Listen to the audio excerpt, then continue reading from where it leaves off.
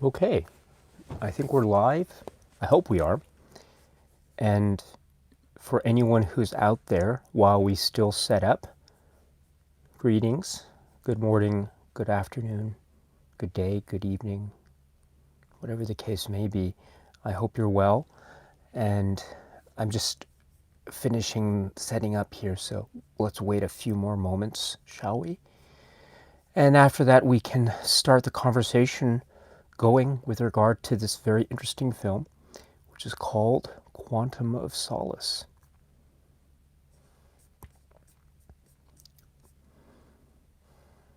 Okay. Is the sound okay, by the way, for anyone who's out there? Let me just... I'm sorry, I can't really tell. There we go. Okay.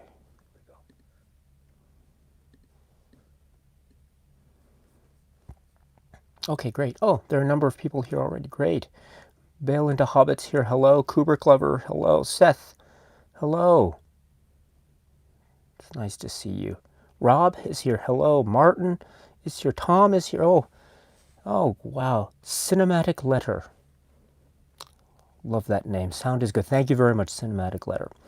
Thank you. As I say, we will wait a moment or two before we continue in earnest. Once again, the discussion, or the topic of discussion today, is the film Quantum of Solace. So, it's a very interesting film. I don't know how you feel about it. I know it's been described as being maybe a polarizing film. Some people find it one way, some people find it another way. Well, it'll be an interesting place to have a talk about this. So, excuse me. So we shall hopefully. Hold on. Sorry, this is not good. Okay, sorry about this. I had it on the wrong setting. And Begbie80 is here. Hello. Let's see. Oh, Balin and Martin also confirmed the sounds good. Thank you very much, my friends. Thank you. Begbie82, thank you so much.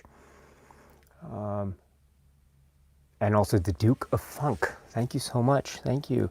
Can of Coke 79. Thank you very much.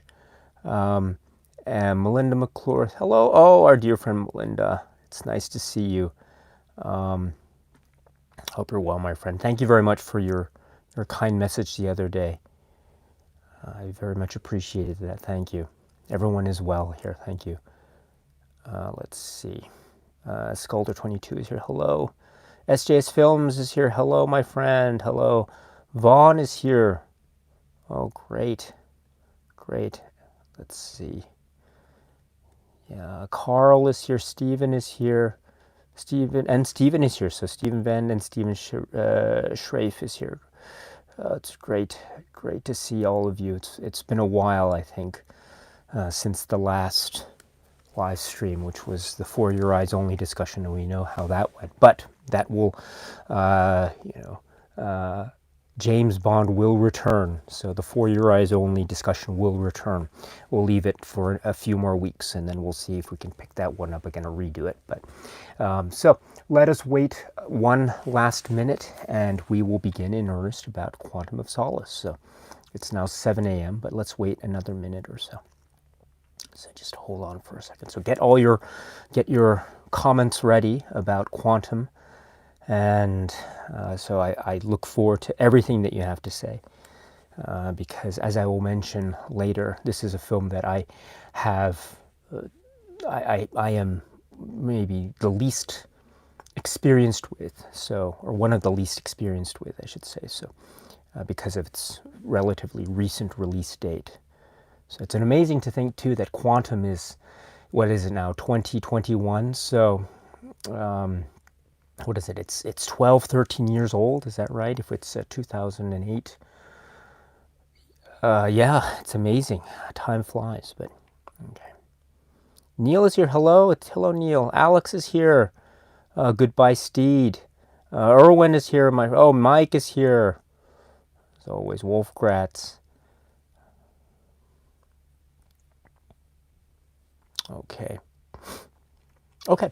So let us begin in earnest with the Quantum of Solace film discussion. So greetings from Tokyo, my dear friends. This is Daisuke, and thank you so much for your time today once again. We are now picking up where we last left off. As some of you may know, I have the great good fortune and great honor and privilege to be able to have a YouTube channel. And through the YouTube channel, I thought, and a number of us thought it might be fun to talk in live stream format about each of the Bond films, the James Bond films. And so today is yet another one of those film discussions. We go in a sort of non-chronological order. And so it's always determined by the people who are participating. And so at the occasion of the last live stream, we all as a group decided, we reached a consensus that the films we would be discussing next would be Quantum of Solace and Skyfall. So today, what I'd like to do is I'd like to focus in on, as I say, this very interesting film, which is from 2008, if I recall correctly. This is another Daniel Craig James Bond film, and it is called Quantum of Solace. So before I begin in earnest, let me just set up a few preliminary comments as per usual, which is that this is a film discussion, so it's meant to be hopefully a fun time among friends talking about movies, everything that we all love. So you are free, of course, to use the live chat function if you want to chime in and give us your thoughts about this film. I'm very happy to hear that. And we always know that with a lot of things, film or otherwise, there could be agreement. There also could be disagreement, but that's okay. And so the whole point is, hopefully, even where we find disagreement, we can still express it in a way that is always showing mutual respect for one another. And so, please, my dear friends, you have always shown me, you've always been so kind and very courteous towards me. And so, in terms of comments and the like, so I know that I can rely upon you to extend to people that kind of courtesy and mutual respect in the live chat. So thank you very much as always. I always rely upon you, and you always help me out and support me. So thank you very much for that in advance. Also, the live chat is, I hope, a place where you can just have discussions among yourselves as well. I will be focusing my attention today on more or less Quantum of Solace. I might make a few passing references to other Bond films, of course, because actually there are, I would suggest, a lot of connections, a lot of visual motifs, and maybe even homages to past Bond films. And even maybe slight references to future Bond films, I'm not sure. But my point is, for the most part, I will be focusing primarily on Quantum of Solace. So if you have any comments or questions for me in the live chat, I'll do my best to address them. However, if there is something of a nature that is not related to Quantum of Solace, then I'm very sorry in advance, but maybe I will just skip over that question for now. And if you don't mind, you can always re-ask it, maybe in a comment to a separate video or something like that, and I will do my best to respond accordingly. So just my apologies in advance if I skip over your comment or question, or you're mentioning you in the live chat. Also, as I say, I am doing my best with the live chat, but maybe I might skip over someone by accident otherwise. So if I do that and it's you, then please accept my apologies again. Once again, I'm doing my very best, but sometimes it's very difficult to keep up because of my poor skills at using technology. So I just ask for your understanding, and my apologies in advance for that. I really apologize, but I will do my best to mention everyone. And this is meant to be a friendly discussion. I am coming at this as a fan of the series, and so I've seen the film a number of times, maybe not as many times as other films, and I will mention that later on, but I have seen the film a number of times. And so I'm going to be talking about this from a fan perspective, which means that I won't know everything. I can't know everything about this film, or any film for that matter. And so I will just do my best to rely on my own fan perspective. And so if you have any films of a technical nature or production history nature, etc., for me, then I might not be able to answer all of them. But I know that there are a number of people who join in the chat who are very knowledgeable. I mean, like epic genius level knowledgeable. And so you can, I know that you can rely on the many voices that appear here regularly. So hopefully you might find the answers that you're looking for. And I think that's it. So yes, I think that's it for the preliminaries. So before we move into the film and my opening statements about it, let me just go to the live chat very quickly and we will go from there. So let's see here. Okay, so Wolfgratz, let's see. Oh, Aaron Beering is here. Hello. And Seth, our dear friend Seth Walsh, says, I was a big fan of the music in this one, especially when Bond pulls into Italy towards the beginning. And there's an Italian-sounding Bond theme in the background. Oh, so this is in reference to the David Arnold music. Yes, I will speak to that also if I have a chance. David Arnold is of course, by now, undoubtedly, one of the key figures in this, say, recent set of releases from the films. Of course, he hasn't done all of the recent films, as we know, but he is a major driving force in this film series from Tomorrow Never Dies onwards, right? So, but a good point. Yes. Wolfgrat says, I've only seen this twice, and I liked it less this time. So that's a dodgy start. Richard is here. Hello. And Richard said, one of the best Bond movies in the series, in my humble opinion. So there we go. This is exactly what I love. The Wolfgratz and Richard. So you bring two well, Wolfgratz is Culture Shock, Wagner, and Salzburg. Yes. And in fact, there is a connection with Quantum of Solace and Austria and opera, as we know, because of one very very famous scene in this film.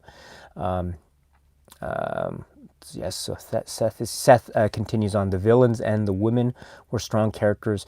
There were some great martinis mixed for Bond to go along with some maybe sometimes over CGI-filled action sequences, but overall fun movie. Mikhail or Michael, howdy, and Gryle9, I hope I got that right. So prefer Casino Royale, but this is a fine installment. So that's a great comment, yes. And let's see. Michael M., I liked Quantum of Solace in spite of the weak story. In my opinion, great action and good character moments. Actually, I go, Zyrother's here, our dear friend Zyrother, hello. And Zyrother, you say, yeah, the editing is my biggest gripe with it. That was a very popular thing at the time. Yes, so I will stop there and pick up in a moment. But thank you very much, Zyrother, and all of everyone else who has mentioned your opening comments in the comment section or the live chat section. Thank you. So this is exactly where I wanted to start with, which is Quantum of Solace. Yes, so we have to remember that this is the first film that emerges after Casino Royale, so the second Daniel Craig film, Quantum of Solace, and after what I consider to be an explosive, very confident, and highly effective debut from Daniel Craig and company with regard to his first James Bond outing, which is Casino Royale, and I personally enjoy that immensely. I was so filled with anticipation for the next film. What could it be? How could they continue on with this? If the feeling was to continue like we saw it in Casino Royale, then I would be very excited indeed. And so when the news began to become public about what the new film was already, I think there was a lot of anticipation and excitement, at least as far as I was concerned. So we had, of course, the return of Daniel Craig, who would be continuing on with this new film. And then, if you recall, some of the news began to drop about what the film would be about. And so these little morsels I thought were really interesting. So first of all, that news began to drop, if you were, those of you who were around, right, when it was, before it was released.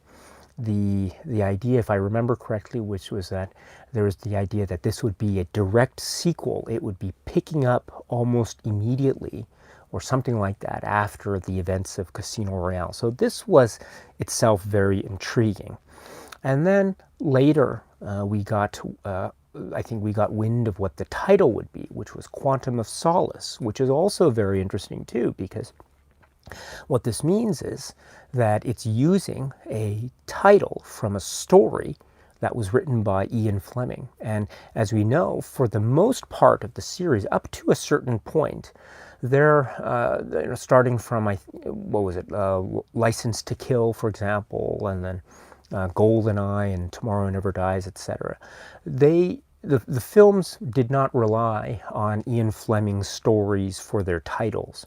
All the way from the early days they had, but and oftentimes that would mean also that the films would be borrowing some elements from Ian Fleming's stories, which was a big selling point for someone like myself, who was a big fan of the so-called Ian Fleming-esque stories, the Richard Maibaum, Michael G. Wilson era, especially in terms of the writing and things like On Her Majesty's Secret Service, or From Russia with Love, or even a film that we discussed recently, which was For Your Eyes Only. There are a lot of Fleming-esque moments, even films like Octopussy or The Living Daylights, a lot of Fleming-esque moments that maybe are forming the kernel of what ends up being the overall film. And so this becomes very enticing for someone like myself, who, as I say, is a fan of this type of Bond film. So when I heard the news about, first it was going to be a direct sequel to Casino Royale, and then it would be called Quantum of Solace, I was very, very, very excited, because it signaled to me the possibility that this might be another quote-unquote Fleming-esque film. And as we know, Casino Royale, I know it's been updated. I know there is a lot of stuff that happens with the first half of that film, and then it gets into the card game a little bit later, and even the game itself is changed. I know that, but the essence, or the structure of the film is based on what we saw in that novel. So there is a link to Fleming, and there are some scenes that are directly lifted from that book, as we know. And so that can arguably be said to be a Fleming-esque type of or film that's capturing the Fleming-esque spirit, shall we say, Casino Royale. And I thought that was really successful. So all the stuff was there for a continuation of this possibility prior to the film being released. So I was very excited. And then the film was released, and I saw it, and when I first saw it, I admit I was somewhat disappointed. I felt let down, because my expectations, the ones that I was talking about before, were, I would consider at the time, I thought they were not fulfilled, because it didn't feel like an Ian Fleming type of plot. I didn't necessarily get that sense at the beginning when I first saw it. And then I also found a number of issues with the whole structure of the direct sequel to Casino Royale, and I thought it was a little bit I thought the fit was a little bit unusual at the time, and again, I'll try to explain that later. And then also, it has been mentioned before in the live chat, which is I had no idea what was going on, and for a lot of because it was very fast. The editing was like boom, boom, boom, and then boom, it's done, it was very hard to follow what was going on in a lot of the action scenes, for example. So I felt like I was being pushed along, and I was trying to I was in a busy train station, and it was there was a line for people going on to the next train, and I was being pushed along by the platform conductors, or someone said move along, and I didn't want to rush, but people were rushing me. That's how I felt when I watched the film for the first time, because it felt like just really fast paced, and when I first saw it, I had no idea what was going on. Like, why is he doing? Well, who is this guy? Why? So I was very confused. And but that's not to say that during my first watching of the film I completely hated it, and that's not the case at all, because I did find a number of moments that were, I thought, eye-popping and quite spectacular and really very memorable. And they had to do with some set pieces. I think, for instance, the opera sequence in the film is one of the best sequences in a Bond film ever. In terms of logic, I'm not sure if it's really logical, but I'll get to that in a moment. I think as far as a set piece, I thought it was spectacular. And there are some other quiet moments too, or quieter moments, which I thought were very, very intriguing and quite moving. And for instance, the return of Mathis, the character of Camille. There are some moments where we really, once again, feel the violence and the danger and the threat and the whole sense of life and death in a lot of the moments. There's a particular moment with the fight. I think his name is Slate. And there's a moment where we actually stay on him, or the camera stays on him as he is essentially bleeding to death, which is a really frightening, chilling moment. And it's very, very, even now that I think about it, it's very, very eerie and creepy. But I think that's the point, is to get a sense of the idea of life and death in this very dangerous world of spycraft. And there were also some moments against Felix Leiter, and I do like the way that there are some complications in the geopolitics in terms of Bolivia and the United States and Great Britain, and who is your ally, who is your enemy. What does M say? And I paraphrase: if you can't tell your friends from your enemies, you have to go. And I think that's one of the themes of the film, which is this idea of spycraft is a real murky business. And sometimes, or a lot of times in a Bond films, it's very easy to know who's a goodie and who's a baddie. And that's part of the fun, right?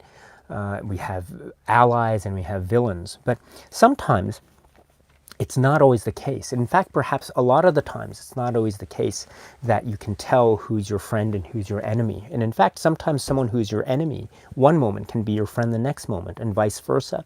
And this is the nature of geopolitics, and this is also the stuff of other types of I would say spy thrillers, or I know it's not the Cold War, but Cold War thrillers. It's very much like a John le Carré type of feel, I would suggest.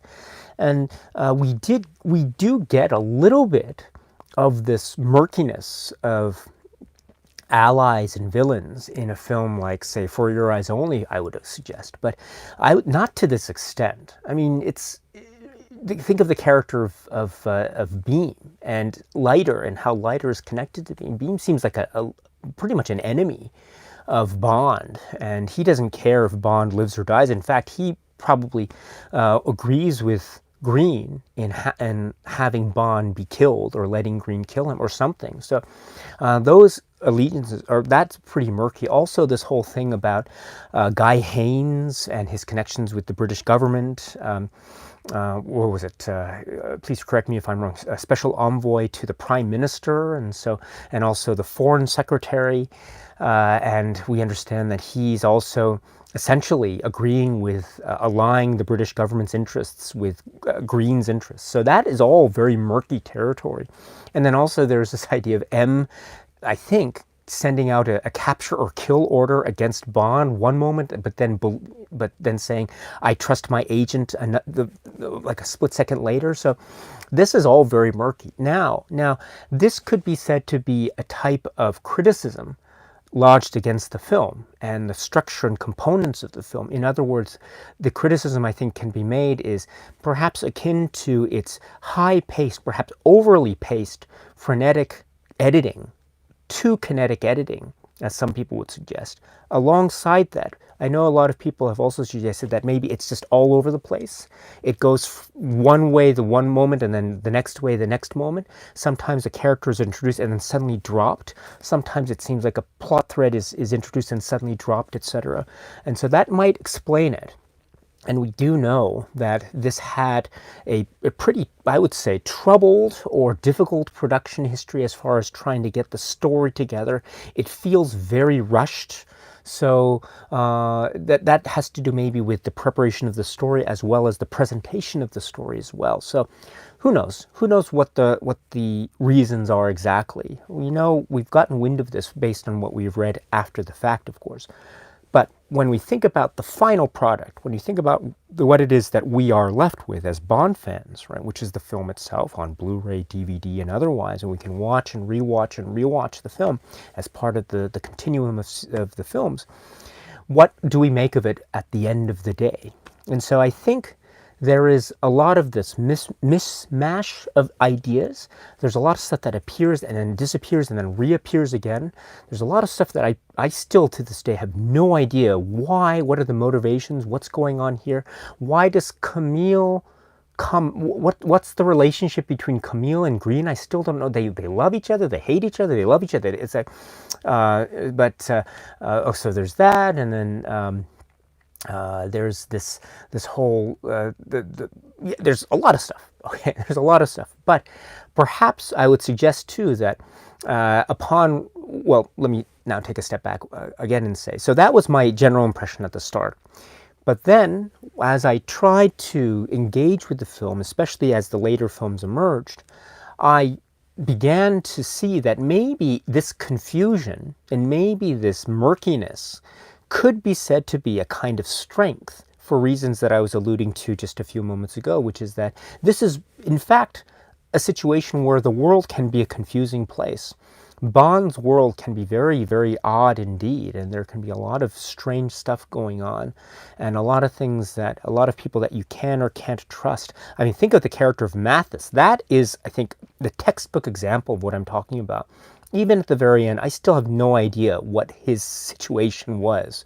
I think I know, but then again, I'm not quite sure. But that's actually part of the charm, I would suggest, of the film Quantum of Solace, is that it leaves a little bit, but then it totally leaves you alone and lets you, I would suggest, perhaps, try to figure out what exactly happened. This is true also for what happened to Green, right? We kind of know what probably happened to Green at the end, how he ended up where we find out later how he ended up. But we don't see it, you know, so a lot's left to the imagination.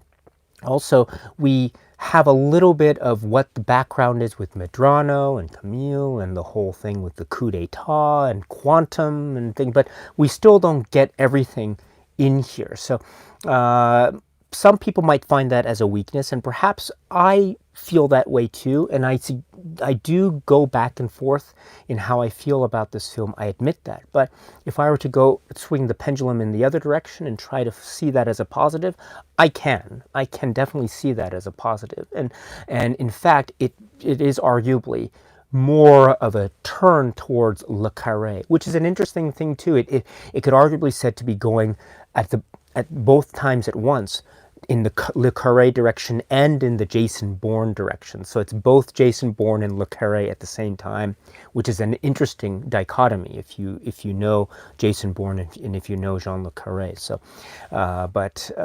so that is my I would admit, perhaps a little bit muddled and, well, not quite muddled take on Quantum of Solace. So as you can tell, I'm still always going back and forth with this film. But I do acknowledge that what could be seen as strengths, I can see them as really strong strengths.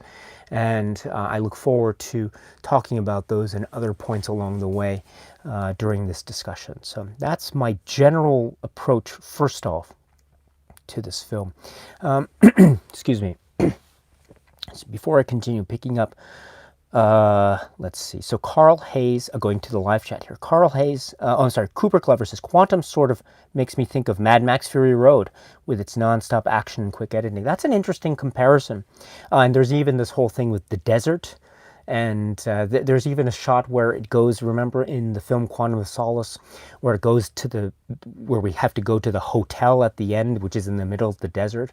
There's a shot, I think, of a lizard or an iguana or something that's on a rock in the foreground before we get to the actual hotel structure itself. I always thought that's true. That's a very Mad Max type of shot. So that's a good comparison, Cooper Glover, 1972. Let's see, Carl Hayes is here, hello.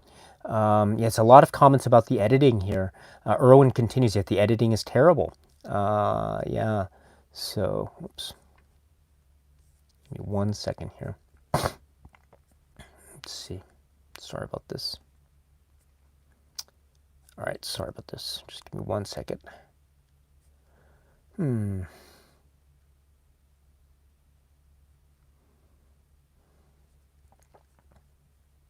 Okay, Erwin says the editing is terrible. Thank you, Bourne Movies. Yeah, Neil says Shane Martin Campbell, who's director from the earlier film, didn't come back to the directors. Mark Forster was the director here. The writer's strike also didn't help the process in making the movie. Yes, there is a talk about how the timing of the strike affected certain abilities to give this a thorough rewrite, and so the time was quite limited, I understand, in terms of how to prepare and fashion the writing of the story. So that might have, or that's been remarked later as to being one of the reasons why the film seems to be the way it is. So that's a good point, yes. Oh, Laren Mandalinas, hello, it's nice to see you, my dear friend. I hope you're well. Seth says, I was actually kind of frustrated with the Bourne accusation that the Craig films ripped them off. There are still Bond films, and that separates the two franchises for me, the Bond aspects. I'm not sure if I guess the Jason Bourne thing is addressed to the whole Daniel Craig series. I'm not sure, but I know it's been really brought up in particular with this film, Quantum of Solace. And actually, it's because of the way the fight scenes seem to be operating. It's very fast paced, and there's a lot of like boom, like this stuff going on. But I guess what I'll say to that is I don't mind the Jason Bourne comparison, actually. I think that's fine. I think for me, it's just I don't know what's going on. I really let's take the opening car chase, for instance. I'm sure it was a fine car chase, and in fact, there's a lot of stuff in the car chase that reminds me. For instance, there's a moment, where the trucks are going like this on both ways, and Bond does a little thing where he does a little goes around and then does a little swerve and does like a figure eight almost, which is very much like a move that he did. Remember in the film The Spy Who Loved Me, when he and Anya were in the Lotus and they were being chased by the person on the motorcycle. And then with the rocket, and he does the thing with the truck. So that move that he does here in Quantum of Solace is that's this. So it's like, that's the one that he did in Spy Who Loved Me. That's really nice. So I like that, and I like also the ability for that chase to allow me to recall another past Bond movie, which is A Spy Who Loved Me. And in fact, there are a lot of callbacks to other Bond films, including The Spy Who Loved Me. There's a shot later, which is, I think, very beautiful, where Bond and Camille are walking in the desert. It reminds me a lot of Bond and Anya walking in the desert in The Spy Who Loved Me, or about a third of the way into that film, if you recall. Also, there's a bit where they're falling through the sky and the wind is hitting their cheeks, and it's really fast. And there's a thing with the parachute before they fall into one, I guess it's like a sinkhole or something in the desert. And so this is very much reminiscent, I think, of something like Moonraker, where they're falling in the beginning of the film.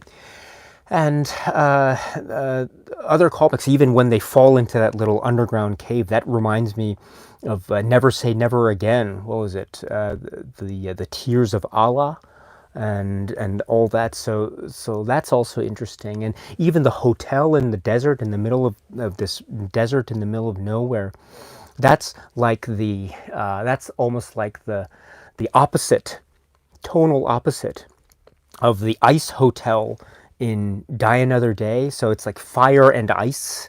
And here, in fact, we get another image. Speaking of a past Bond film, also there's a moment where Bond and Camille are embraced in the fiery hotel with seemingly no escape. And that shot reminds me of how Bond embraced, what's her name, Vesper, in the shower. So there's a very tender shower moment in the film Casino Royale after Bond has had a really violent encounter, and Vesper seems to be very shaken up about it. So she's sitting in the shower, shivering, and Bond is just sitting there next to her, and he's cradling her in essence, and then turning on the water. So in that scene, it was fire, or this scene it's fire. That scene it was water. So and it's a very similar type of embrace, I would suggest. So that's a very interesting callbacks. But my point is that I like this opening scene because it allows me, among other things, to have callbacks or to feel or understand or to identify certain callbacks to past films. So that's good. The problem with the opening scene for me, though, is that it's not just fast, but the cars, they're essentially, everything's the same color, you know? Like everyone's wearing black or dark gray. The cars are black or dark gray. I think even it's like the police, when they're announcing it, it's like, oh, there's a dark gray, what is it? Aston Martin being chased by black Alfa Romeos, or I don't know, something like that. But it was like they're being dark gray cars being chased by black cars. So it's like, you know, it would have been nice, I think, to have maybe different color cars or something, just have different color coordination just to help us along who is Bond and who is the bad guy, because that kind of stuff is really important. It really reminds me of the past films. Like the Lotus was white, so that was easily identifiable. Maybe other cars too, they had different colors. It was nice to be sure to know where we are. Here I had actually no idea. It's like, whoa, boom, boom, the thing with the little thing in the rod metal and blah and all. So I didn't quite know what was going on. So I think it was the color scheme for me. Everything was dark black or gray or something. But you know, that's I think that would have been easier if they had a different color scheme to go along with the fast-paced editing. I think sometimes, though, the fast-paced editing works really well. It's also not just the editing, it's the camera work. Sometimes it's all over the place, but sometimes also it's fixed, which is an interesting choice. There's a moment where Green and Bond are fighting at the end in the fiery hotel, and Green is swinging the axe, which is another callback, by the way, I would suggest, to a past Bond film, A View to a Kill. Green, like Zorin, likes to fight with an axe. So I thought that was interesting. Although I would suggest maybe Green is not as good with an axe as Zorin is. I think Zorin is much better with an axe. If you think about Zorin, he was able to swing the axe on the top of the Golden Gate Bridge of all places. But here, Green is fighting and he can't help but even stick the axe into his foot. So, so maybe if you had a fight between Zorin and Green, who would be the better axe fighter? Perhaps Zorin would win out in the end. But still Green was, I think, he did as good a job as he could, I guess, considering the circumstances. But my point here is that there's a shot in that fight where there's an explosion, and one of the supports collapses, and it does a little thing, like a pivot like this, and Bond is holding on, and it's like boom, boom, and the camera holds on him and it goes all the way, and we see that the rattle as it just cracks like that, and it just holds on him, it's fixed. I thought that was a very interesting thing. It was a little hard to keep up what was going on, but still, as a visual flourish, I thought that was interesting. So that's how I feel about. That's an example of how I feel about the editing. I think it's not just the editing, although it's a big component, but it's also trying to figure out what the information is. And I think if there had been a little bit more help with, say, having people in different colors clothes or something, that would have been, for instance, there's a lot to be made about how, for instance, in past Bond films, there was, the Spectre people are always wearing the same uniforms, or Dr. No is always wearing, and all of his people are always wearing those white radiation suits or something like that, or even in with all the different color costumes and things. But actually, that serves a good function. It's not just the decor and to show background and to show this sense of organization, this evil organization, but it's also to help the audience to keep up and who's who, and who is the good person, who is the goodie, who is the baddie, and to have that information, we can know visually what's going on. Draw your attention to something like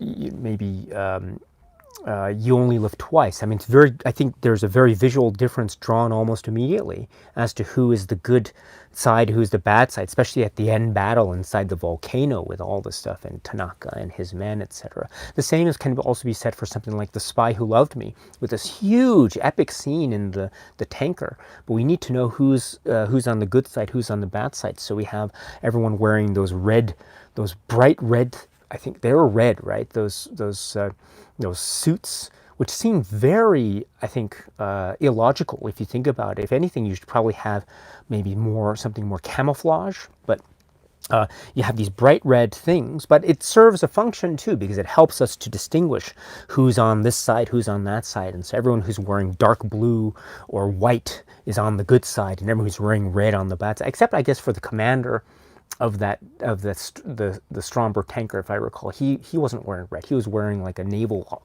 type of uniform, if I recall. But anyway, so perhaps that would have been an interest. Sorry to go on a Spy Who Loved Me sidetrack, but maybe had he could have been in a great position to pretend to be on the other side, and then maybe snuck up on Bond and really give him the jump, I think. But anyway, maybe it was the spur of the moment, and it was the stress of the situation that didn't allow him to think on his toes like that. But in any event, there's enough of a distinction visually. So here in Quantum of Solace, there isn't that stuff, and also there is a lot of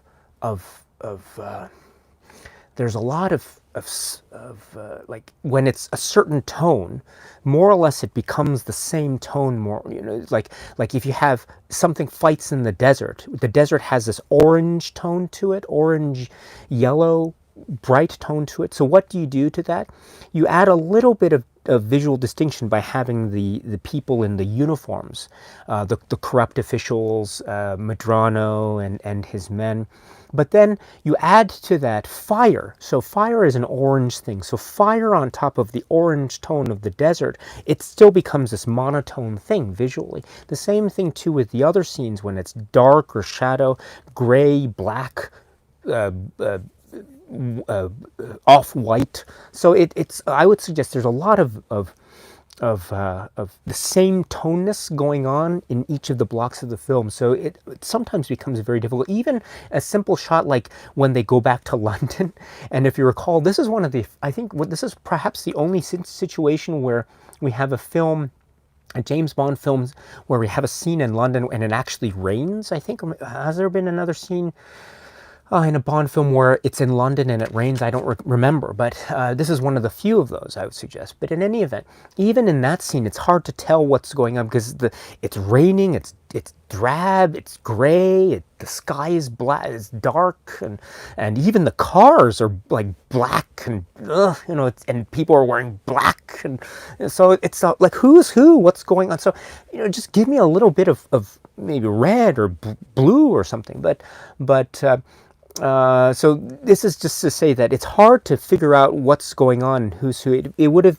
been nice for me if there had been some kind of contrast, but there are some contrasts that come along some part of the way, but I think more of it would have helped me out. And for me, it's the editing, but it's also trying to establish the contrasts between or among the various elements in a given block of the film. So, but that's I think just part of the filmmaking process and a certain style that goes along with and just any choice that one makes. But going back to Seth's comment here about the Bourne criticism, that's a very reasonable take to have, my friends. So, but yeah, it is. Yeah, the editing is, I think, one of the issues. Although, let me say, too, before I go back to the live chat, which is, there are some moments, too, that I think are really great. For instance, it's the fight, what was his name at the very start? Mitchell, right? The fight that he has, he's chasing Mitchell around, and after he's like, we have people everywhere, right? So like, I'm sure if Mitchell had survived, he would have probably been killed by Quantum anyway, because it's like, why did you let them shoot me, or something that Mr. White would have said. But anyway, Mitchell and Bond and Mitchell have that chase, and they're doing that thing at the. I like that. I don't know if it was on purpose or not, but at the end of that fight, they're dangling or something like that, and swinging back and forth. Bond trying to get the gun and everything. It reminded me a little bit of. Do you know the film Jurassic Park? There's a fight in Jurassic Park. There's a hanging, I don't know, mobile or something in the middle of a museum type of setting, and there's a fight involving hanging off of there and dinosaurs and so. I don't think there were dinosaurs in Quantum of Solace, but there were that had that feel of the hanging off of things and rafters and ropes. I thought that was a very much a Jurassic Park type of recall, and so I don't know if it was on purpose or not, but regardless, I thought it was a really nice touch, and it actually allowed us a little bit of catching our breath for a moment, because it fixed on one location. We could there was enough information given in a certain amount of time to realize, oh, this is the situation, this is the environment, this is what Bond is facing, the gun is here, that the bad guy is there, etc., etc. So I thought that was an interesting fight. Although, once again, it leads to another part of the film, which is, in fact, maybe in that chase scene, there's a lot of fast stuff happening, but that was pretty, I would say, relatively speaking, easy to follow, that final component of that fight. But then what's interesting is when they go back and they do the explanation about the money and the bill, the tagged bill found in Mitchell's possession, and then how it's related to the bills that were tagged, that were marked and were linked to an account in Haiti, and that's how they find Slate. In an interesting little thing, right? Because it goes from that scene with Mitchell to the scene in Haiti with Slate, but in between there's the quote-unquote exposition in MI6 with the whole thing with the huge panel, and they're showing we had all this money here, go here to here and here, and the Slate here, and all the tagged things with here, and go to Haiti. Dun, dun, dun, and then Bond is in Haiti. It's supposed to be exposition, I know, but I'm like, what's going on here? What's going on with the money and this? But okay, it doesn't matter, because it's the Bond film. We're supposed to go ahead. Okay, so I get it. But that's an interesting thing where it's almost like the exposition scenes themselves too are just as fast paced and kinetic as the fight scenes, which is. I don't know. I mean, one needs a moment to breathe, I think, and so. But I guess I now that I think about it, I kind of know what they're trying to say is that the same stack of bills are connected, and so if we have this connection, then we can go from Mitchell to this other point of connection, which is Slate, which is Haiti, and that brings him to I think quite miraculously to Green, which is I actually think is a pretty. There's no guarantee that there would be this close connection between Mitchell and then Green. I think that's probably too close, but oh well. C'est la vie in the world of Bond. So anyway, yeah. Quantum of Solace. My goodness, this is one of those films. This is one of those films which just, as I said, I go back and forth. I'm swinging. I'm like Bond on that rope. I'm swinging, just trying to figure out where I am. But anyway, let's see. Let's see, Cooper Clever, 1972. There's also an homage to Goldfinger, yes, with the Englishwoman agent covered in oil on the bed. Yes, yes. Let me take you down, because I'm going to the strawberry fields. Yes. Goodbye, Steed. The only saving grace for this jumbled mess of a film was David Arnold's score, his last work for Bond to date. Yeah, so it could be maybe a reflection of David Arnold's score here, or maybe his work overall in the Bond series. But it was there. It was an interesting score. There was also talk about throwbacks.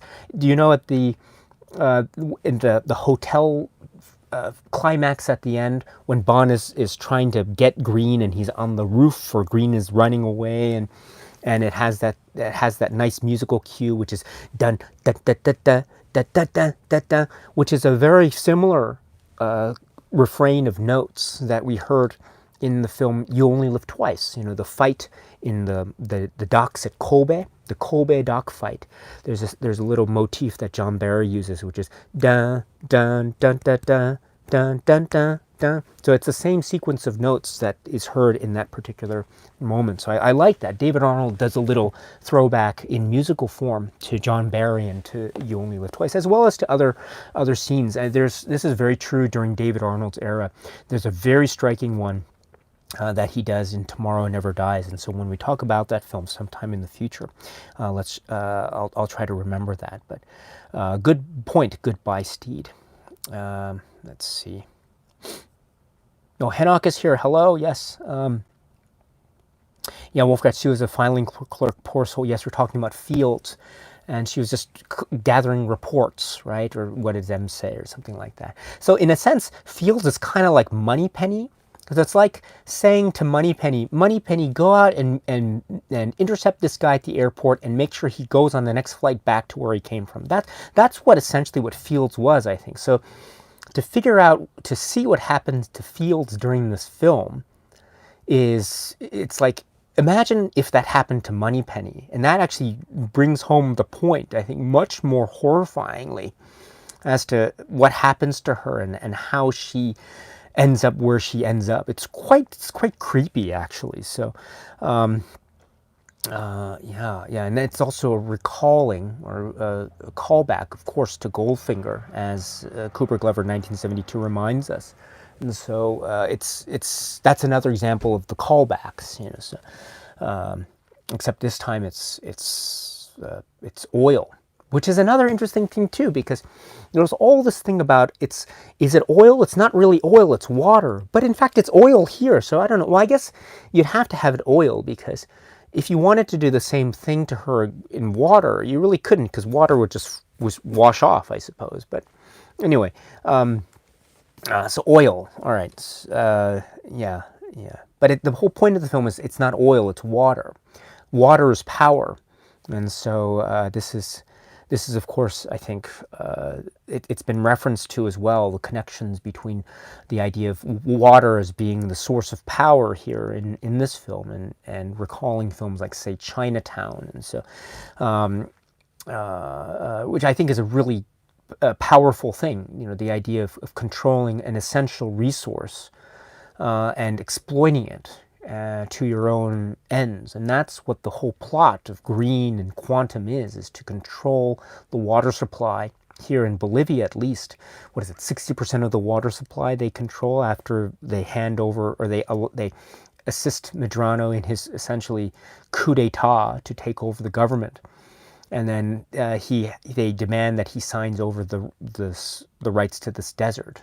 And so therefore he's signing over unwittingly 60% of the water supply, which then allows them to control and to essentially extort money from the Medrano government in terms of inflated water utility prices. So it's very interesting. So that's Quantum in a nutshell. So as we know, Quantum is apolitical. At least that's what they say. They use political means to achieve apolitical purposes, which is another way to say that they have what seems to be the pretext or pretense of geopolitical ambitions. But in essence, what they are is they're just trying to, I think, further their own private gains and profits.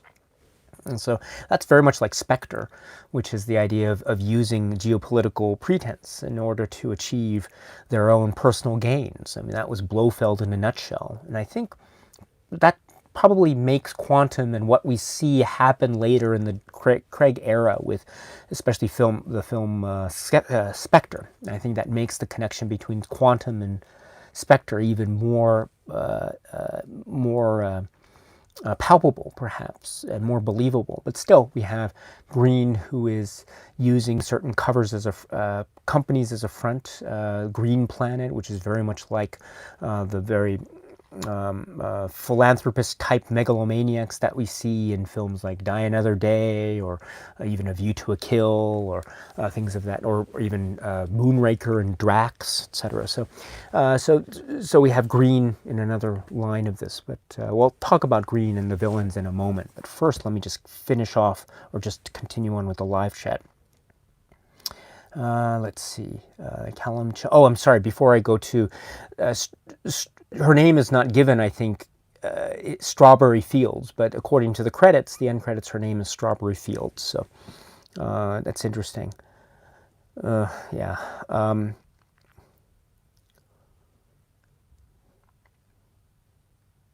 You know, although we know from Gold, I mean, I guess that's an interesting Goldfinger reference too, because if you recall, it's not just the fact that you had Jill Masterson and what happens to her in Goldfinger, the first part of that film, as we know.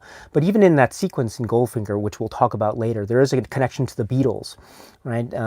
And it's like listening to the Beatles without earmuffs. So we know that Sean Connery's Bond doesn't like the Beatles.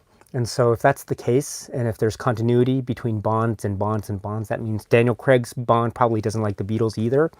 So I don't know, does that say something about what he really feels about Strawberry Fields? I'm sure if he heard her name, what's your name? And she said Strawberry Fields, he would have been like, oh, I don't know. I mean, that's based on what we know Bond reacts to when he's talking about the Beatles. Has there been a moment in a Bond film where Bond has expressed a different opinion about the Beatles? I don't know. But anyway, that's another connection perhaps with Goldfinger. It's not just the death of Fields, but it's also her name. And it recalls, I guess maybe it's not necessarily the Beatles, because Strawberry Fields, well, maybe it is, I'm not sure.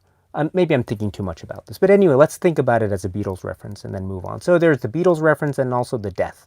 So those two ways are connecting this film and that particular character in this particular moment to Goldfinger, I would suggest. So, but anyway. Yeah. Callum says, first time at one of these. Hello, it's nice to see you. I think this is just a kind of dull epilogue to the excellent Casino Royale. That's a very good point. And it does go to, I think, a very interesting, I use the word interesting a lot here, but perhaps interesting is meant to be a euphemism for confusing. And there is actually a troubled connection.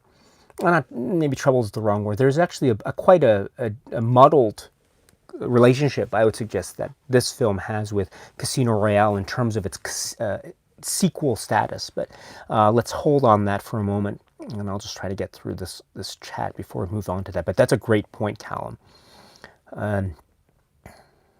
Yes, Wolfgrat says he does appear to kill rather a lot of people above orders, Brian. Cool Kids clip. That's a good point too, Wolfgrat, and I'll get to that also. Cool Kids clips. Oh, hello, my friend.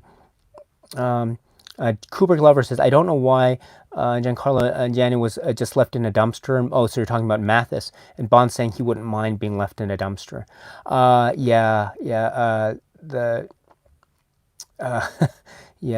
Bale, just skipping over here. Balin says, not a big fan of Quantum of Solace.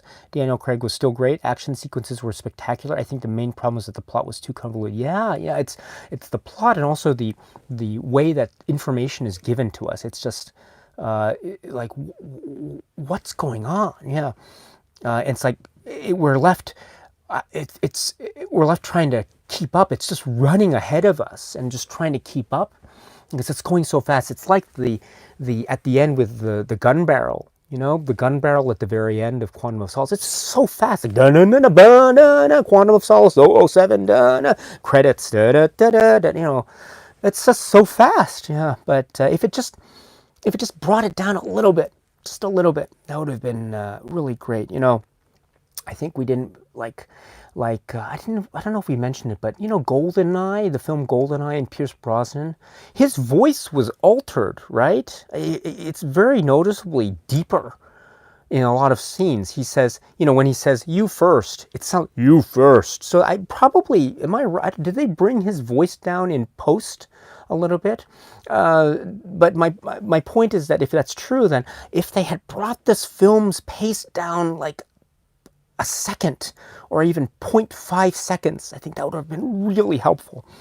I mean, they did say that it was one of the shortest in terms of running times in a Bond film. But if that's the case, I'm sure they could have afforded maybe just bringing the pace down a little bit, just extending the running time maybe by another, say, 15 minutes. I think that would have helped enormously. Oh well. Goodbye Steed says, as a lifelong 007 fan, I've never been more embarrassed with Bond films in my whole life than with Quantum of Solace. Took all of my work buddies to cinema and had to apologize if I destroyed the world. Oh, I'm so sorry about that.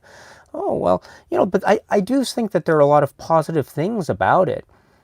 I think Camille is a great character. Do you remember in Die Another Day, after that film was released, there was some talk, I think it was from Michael G. Wilson, who said that maybe we'll have our own separate series with Jinx. And it was like, oh, okay, you know, if that happens, we'll see. Okay, if it works out, great. But I think Camille, if she had her own maybe film or films, I think that would have been a really interesting thing to follow her story, because it's a very traumatic one, and we can see too that she is very emotional. But I mean, I don't mean emotional, but she has a lot of emotional weight to her character. That's what I meant. And that's why I wanted to correct myself, because I don't think she's emotional in the sense that she is not calm, right? Because she's quite composed when she has to be under high pressure. So that makes her, I think, very appealing as a character. And she has a purpose and she has a mission, which is also very compelling. And so I think her character is one of the strengths of the film. And to see how her relationship with Bond develops over time and where it ends up, that's another very much a callback. I don't know if it's a callback necessarily to the world of Bond per se, but it feels a lot like Moonraker and the relationship between Bond and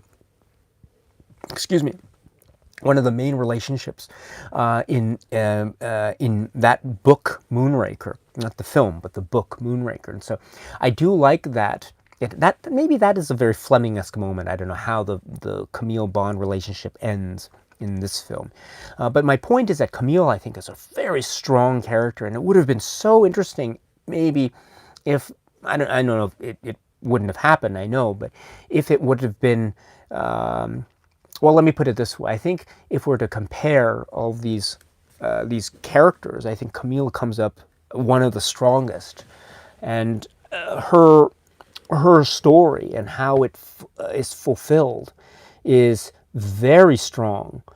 There's also when they're flying the plane in the air in Bolivia, I think, there's a look. She has a little bit of a Pam Bouvier from License to Kill type of look to her.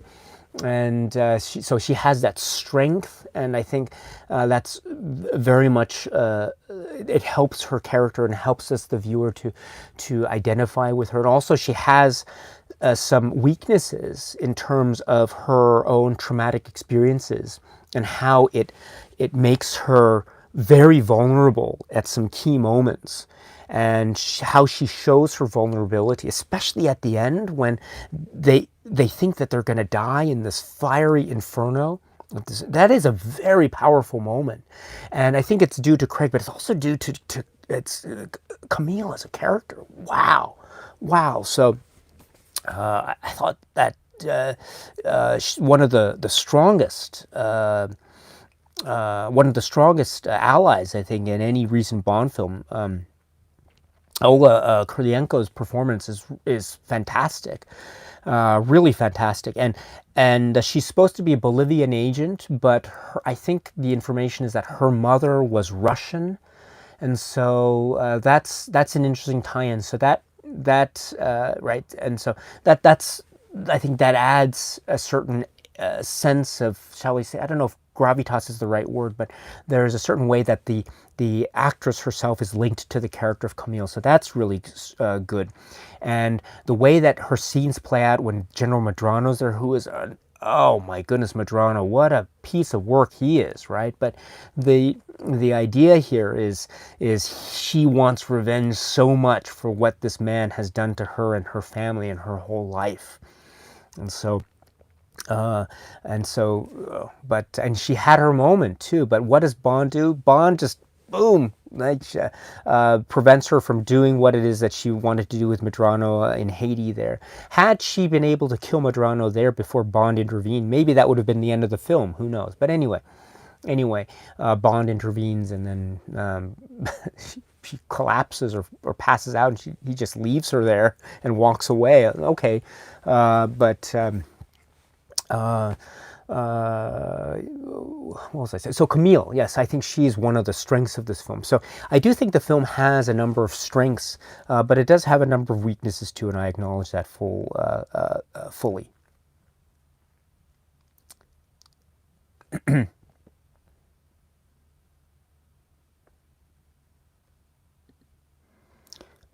Wolfgat says, I thought that the dumpster line sounded cool. He's referring to the bit where Mathis, what happens to Mathis at the end. Yeah. Yeah.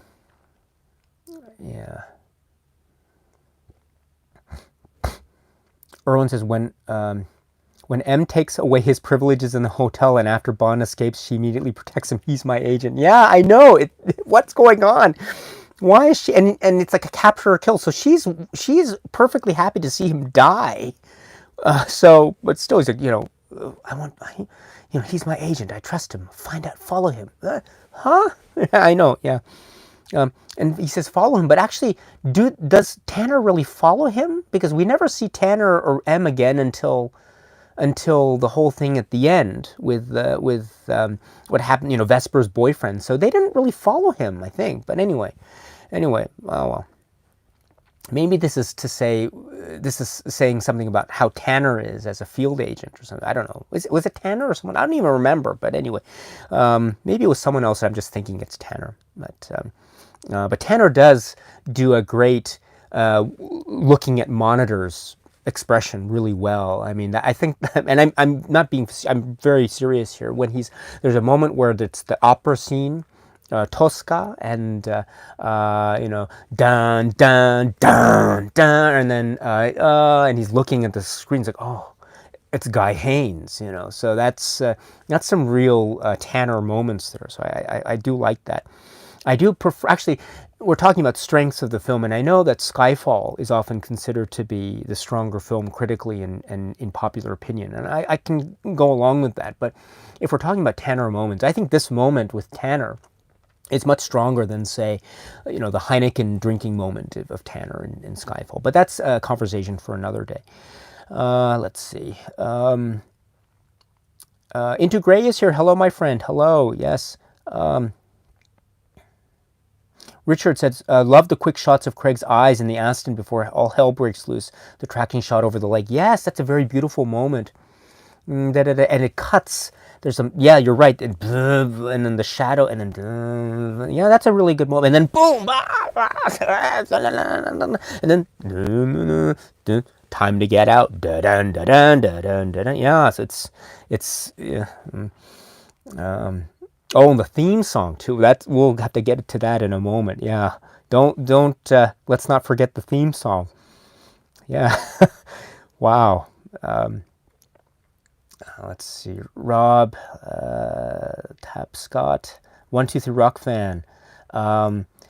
says, Quantum of Solace to me feels like it's trying to be the Transporter or Fast and the Furious. Oh, that's interesting. Seth says, I really love the part where Bond escapes the elevator and goes back to fulfilling his duty, and him fully trusting her agent. Yes, the scene with the Canadian secret agent, too cool. Yes, and that scene, Seth, the fight in the elevator, that's another kind of homage, perhaps, to Diamonds Are Forever. There's a very famous elevator fight scene in that film. Let's see. Cooper Clever. I don't get how Bond loses the cuts on his face over and over again. I don't think you could lose cuts and heal that fast. What's the name of what's his name? Like Wolverine, right? From the X-Men. Maybe there is this this ability to heal. I don't know. Let's see. Wolfgard says, I think the dumpster was a mistake. He has plenty of opportunity to be involved in killing and not caring much without that. Carl Hayes. Carl Hayes says it was too short. Yes, I agree. If they had just extended the running time, maybe slowed down something just a tad, maybe it would have helped out. Erwin says, I love David Harbour, but his character here is quite weak, but it makes Felix even more cool. However, yes. So this is Beam and Felix Leiter, which is another aspect altogether. Beam, I mean, that's a very, very interesting, there I go again saying that word interesting, but it's another interesting character, Beam, and the relationship with Leiter, and that mustache, man, wow, that mustache. Actually, that does bring me to the point about Leiter, and this, as you say, I think quite rightly, it's a great contrast between Leiter and Beam, and if Beam represents the ambiguous nature of the official stance of the U.S. government vis-a-vis the coup in Bolivia that is being orchestrated by Medrano, and also behind the scenes by Quantum, then that makes the government's position quite murky. There was this slightly maybe ambivalent is too strong a word, but there was this maybe friendly nature in which there is a little bit of rivalry in the détente relationship between the United States and Great Britain, as represented in these films. We see a little bit of that come out in films like, say, Twice. We also see it come out in films like Moonraker, Holly Goodhead and Bond, détente between Britain and the United States, although I'm not quite sure if was détente a phrase used to explain the relationship between the U.S. and Great Britain. I'm not sure, but anyway, so that was expressed there. There's also the M and unlike our American counterparts, we don't want to get our news from CNN, and that's so that kind of back and forth. And so here it's brought out, I think, very strongly. M shows some distrust, right, when she's asking about whether Green is a man of interest, and they bring her communication to South America immediately, and Beam says, oh, he's not of interest, and that signals to her that in fact he is of extreme interest. So she's using levels of distrust in order to figure out what's going on, and in fact that leads to the relationship as represented by Beam of the United States, but also, as you point out, Erwin, quite rightly, it provides a great contrast with Felix Leiter and how Felix Leiter is more on the good side of things.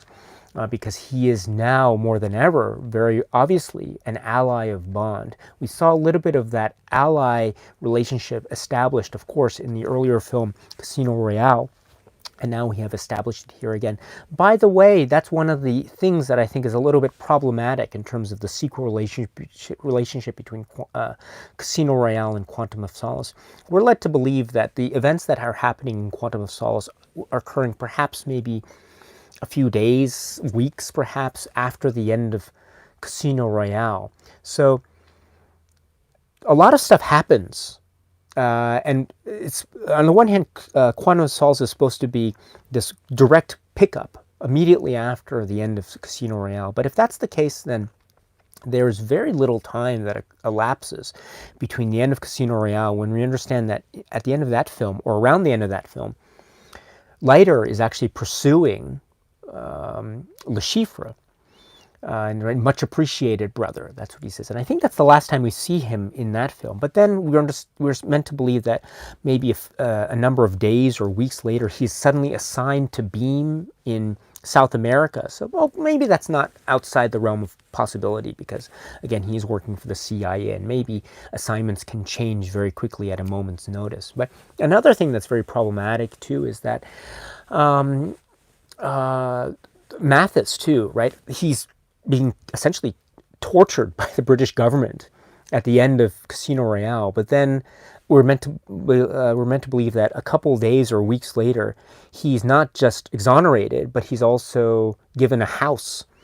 And so that was pretty quick. So maybe, I don't know, maybe behind the scenes, the way that the levers of justice work perhaps are accelerated due to certain circumstances. I don't know, but that seems a little bit quick as well. So there are some moments where it's a pickup immediately after the events of Casino Royale, but other times it's very clear that it's operating on the assumption that a number of years have elapsed between the end of Casino Royale and Quantum of Solace. So there are some inconsistencies that flow. Also, if you notice too, I think at the end of Casino Royale, when Bond has White there, and he's saying, he's got the gun, he's like, the name's Bond, James Bond. He's wearing a three-piece suit, I think. And we're led to believe that immediately he puts White in the trunk and he drives off, and then that leads to the chase that starts the film Quantum of Solace. But suddenly he's wearing a two-piece suit in Quantum of Solace. So I suppose what could have happened is that at the end of Casino Royale, he took off his jacket, he took off the little, I forget the name of it, the vest, and then he put back on his jacket just in time to escape the black cars that were now chasing him, and with the machine gun. So, so he's wearing am I correct? He's wearing a three-piece suit at the end of Casino Royale, but he's wearing a two-piece suit at the start of Quantum of Solace. But anyway, sorry.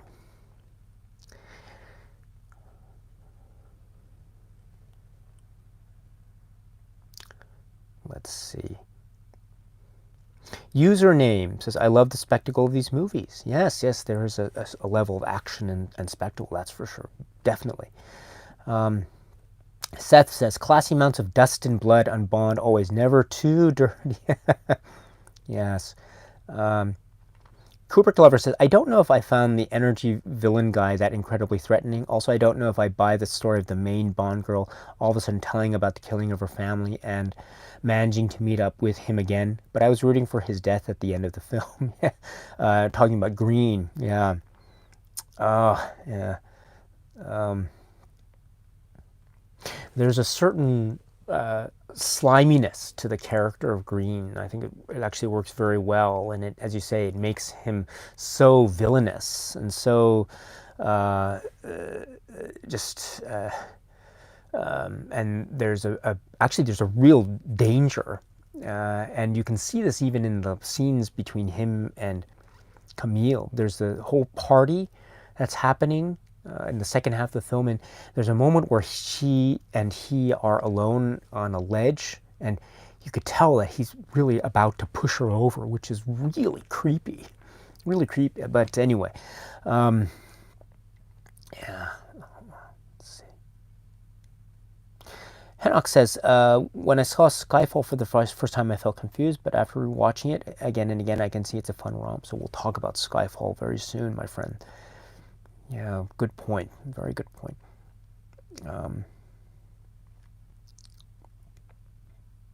Just scrolling down here.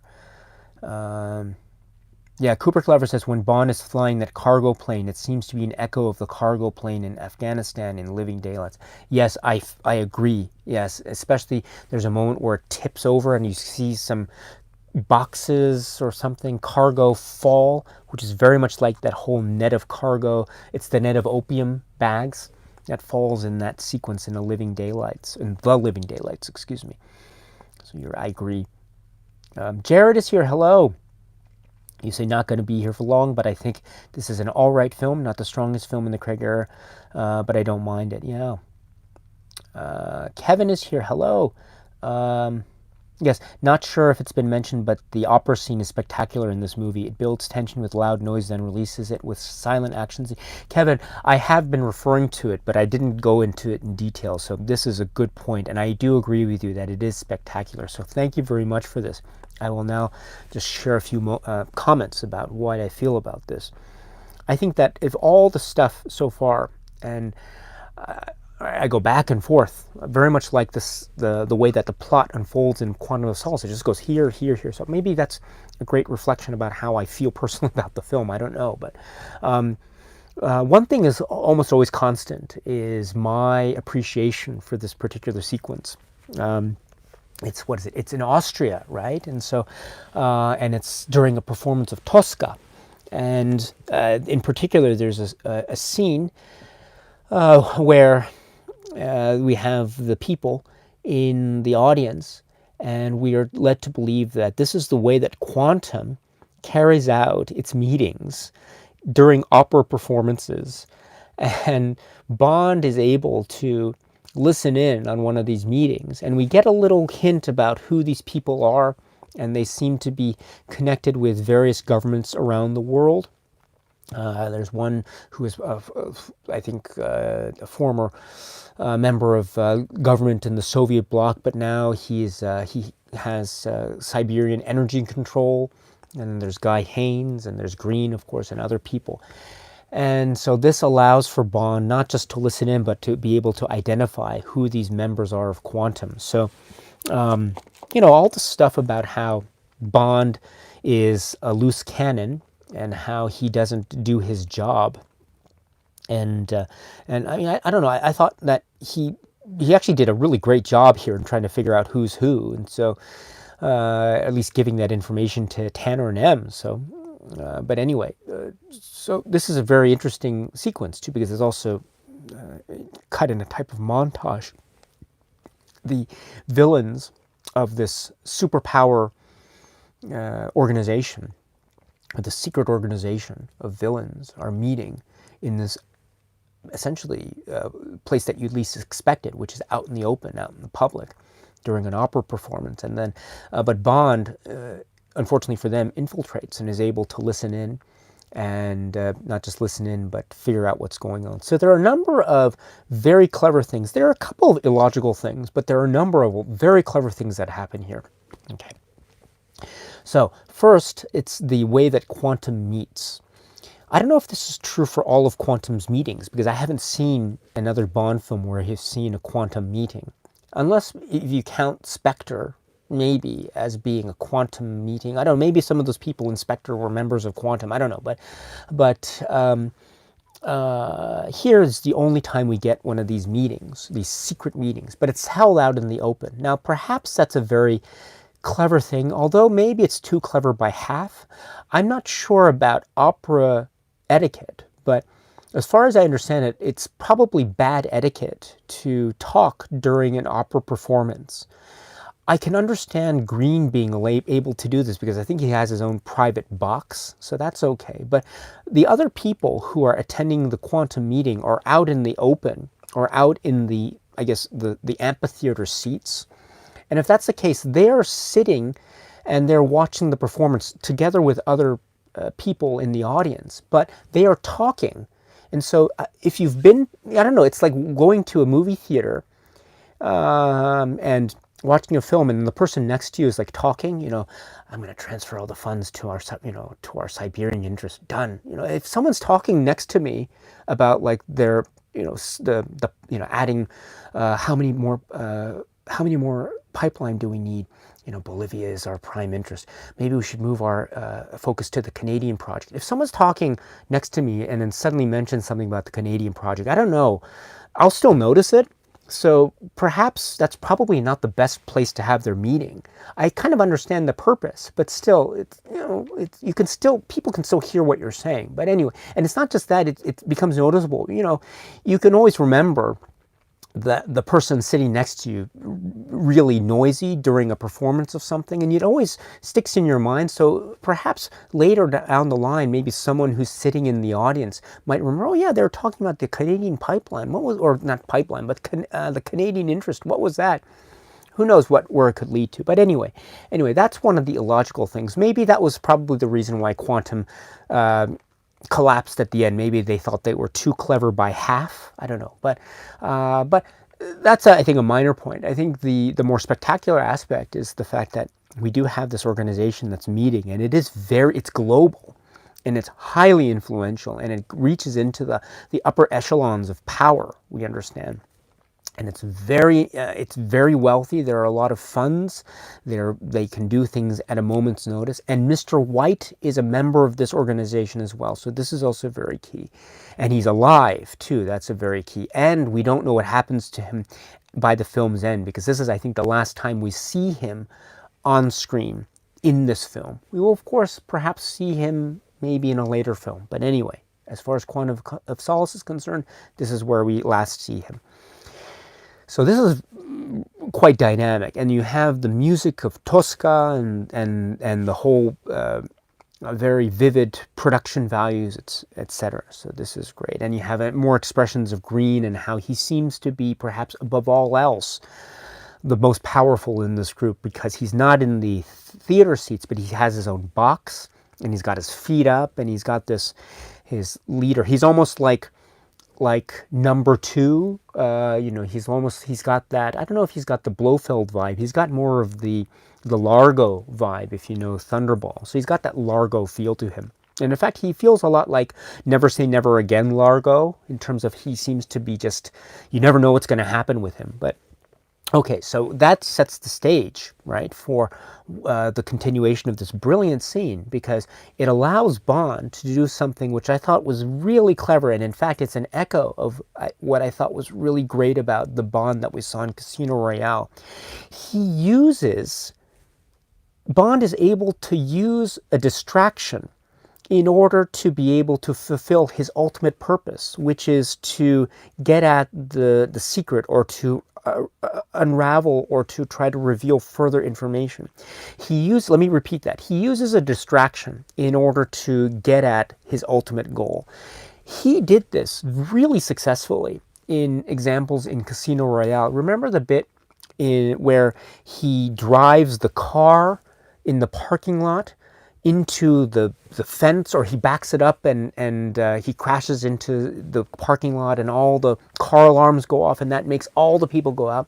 You'd think that he did that out of spite and out of anger because of the way that these really arrogant tourists treated him. They thought he was the valet or something, so they threw his car, park my car or something. He's like, yeah, right, boom, he just crashes it in to the cars in the parking lot. You think that was just out of anger, but no, that was a distraction in order to get all the security out so he could sneak in and figure out what was going on in the plot of Casino Royale. So that was a distraction that was meant for some kind of ultimate purpose.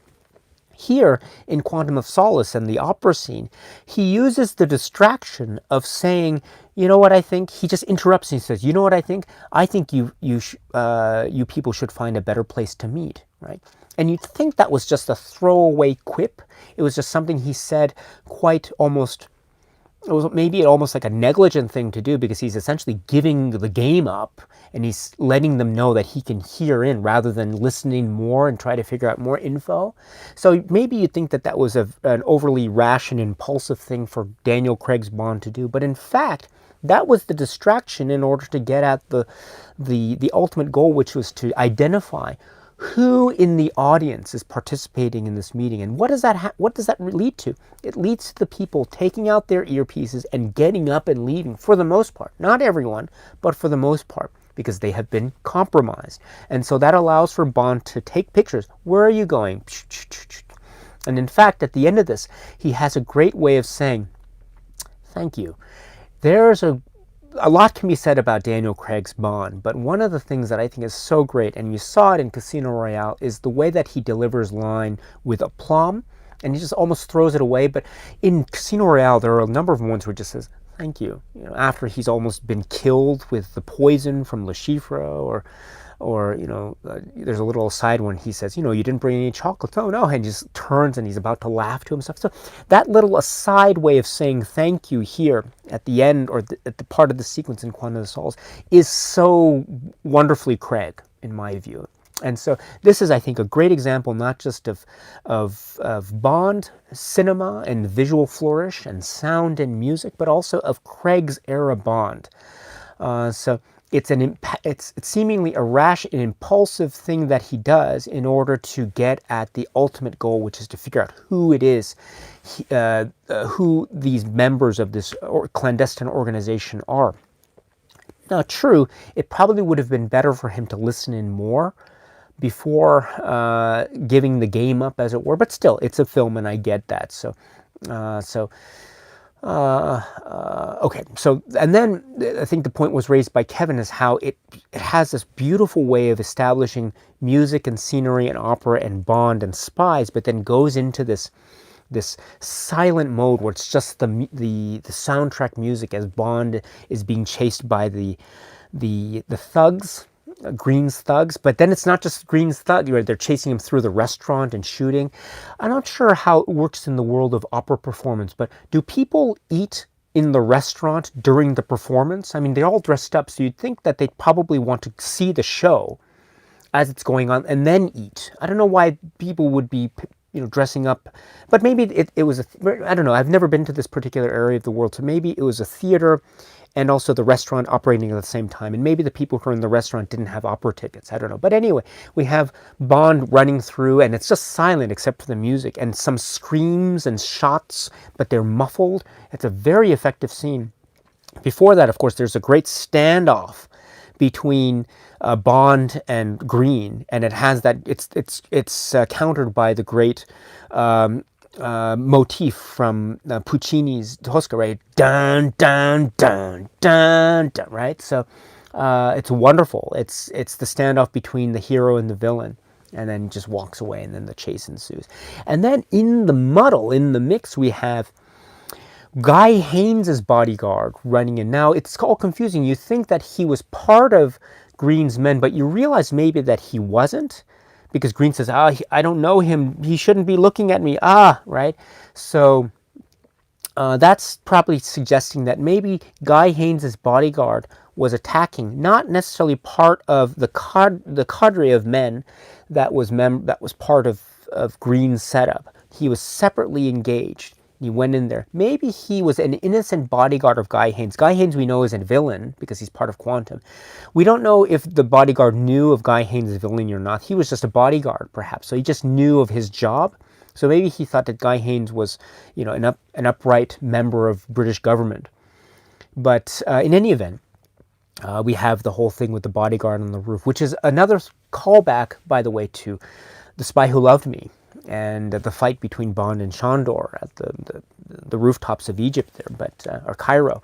But what was I saying? Yes, so this epic moment is, I think, one of the great epic moments in not just this film and not just the Craig era, but I would say arguably in Bond films. It's a very memorable thing, and one of the great villain meetings.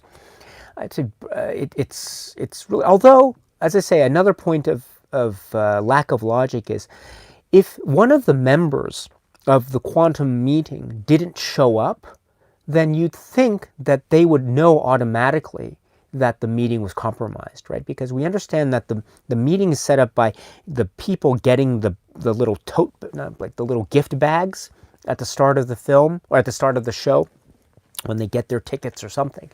And this is a bag which contains the earpiece and everything, and the microphone.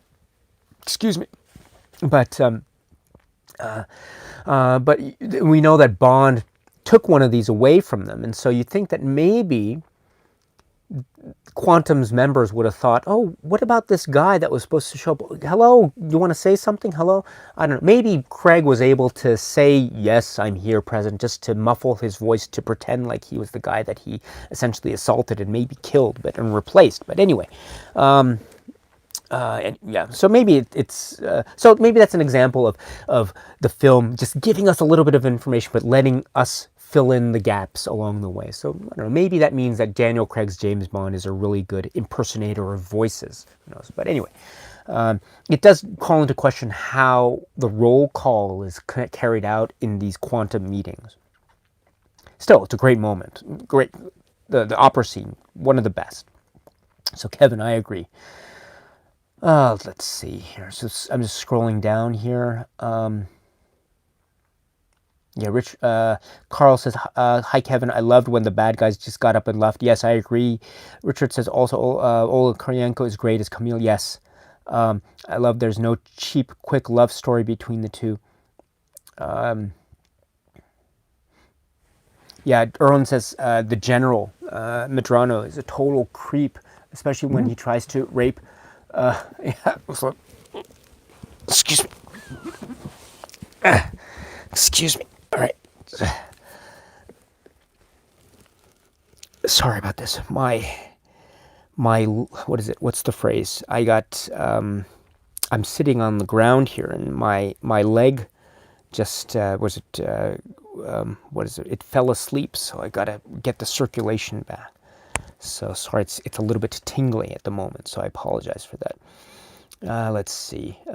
Yeah, so the general, that is another really moment, and it actually goes to the tone of the film as well, which is the tone is really dark, and it's there's no room for jokes, and not just that, it's very vicious, because we have, for example, these very vicious moments. I alluded to it earlier, the way that's, what's his name, Slate, is that him at the beginning of the film? He dies. There's a moment where Bond is just letting him essentially bleed to death, which is really creepy. There's also the way that Mathis dies, which is really sad. Medrano, and it's very direct references to sexual assault and very violent in terms of what he does, and the real scary viciousness that's part of that character. Talk about slimy and disgusting. And so, I mean, this stuff it's just has always been hinted at in past Bond films, but I would say here it's very direct, and maybe too direct in a lot of ways to make this aspect feel less of Bond film and more of a different type of film. Maybe that's part of the reason why this film feels the way it does. But this is part of it too. There's this interesting way, again, the word interesting, I apologize, but there is this way in which this film, I would suggest, does call back to past Bond films. Moonraker, Spy Who Loved Me, A View to a Kill, You Only Live Twice, Thunderball, and Living Daylights, License to Kill, etc., etc. But it doesn't have a lot of the same levels of humor. And in fact, it goes the opposite direction. It goes really, really dark in a lot of places. So that might be good for some, that might work well for some fans, maybe not work well for others, who knows. But I think the general character is another example of that. Let's see. Oh, Rider Rated 18 is here. Hello, my friend. It's nice to see you as always.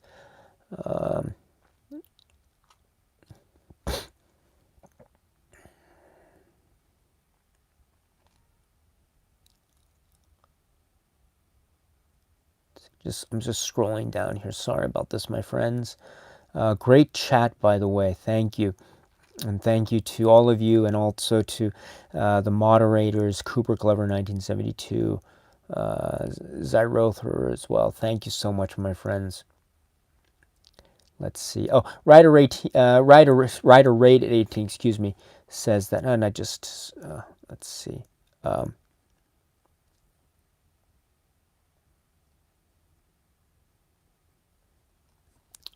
Hold on. Sorry about this.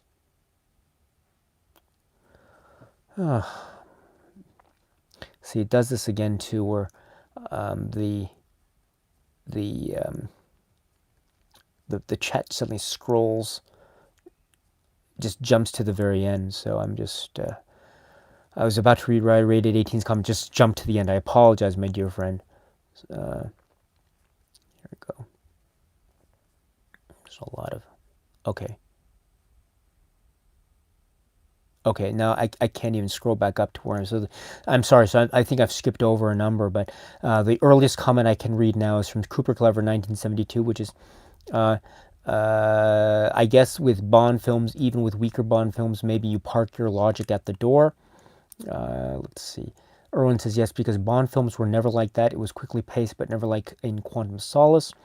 Cooper Clever, I agree about the opera. Very well done scene. It makes me think of Hitchcock movie, The Man Who Knew Too. Oh, that's an interesting comparison. I never thought of that, but yes. Wow, wow, well done. Yes, yes. Dun dun dun dun dun. Here's my Man Who Knew Too Much impression. Excuse me here. The storm cloud, the storm cloud. Yeah, yeah, yeah. That's great. Yeah, yeah. The Man Who Knew Too Much. I love that. I never thought of it. That well done. Wow. Huh. Huh. Not just one, but two of them, right? Because there were two. The Man Who Knew Too Muches. The Man Who Knew Too Muches. Is that right? Is that how you make plural the title? I guess is it The Man Who Knew Too Muches or The Men Who Knew Too Much? I don't know. Anyway, let's see. Was it the men? Okay, so let's see. But great, that's wonderful, absolutely wonderful. So, yes, yes, the idea of something in the foreground and the background during a performance. Yeah. Okay. Rider Rated 18 says, it was a great car chase, but with cut after cut after cut, it just spoils it so much. Yes. Yes, Wolfgratz, The Man Who Knew Too Much goes to the Albert Hall. 39 Steps is a mere music hall. Yes, Mr. Memory, yes.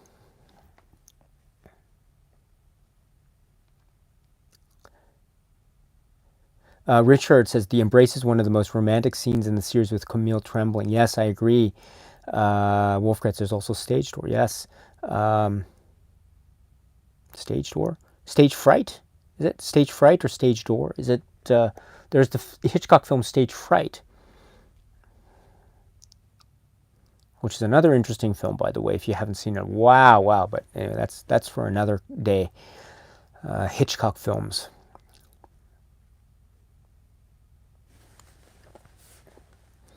Let's see.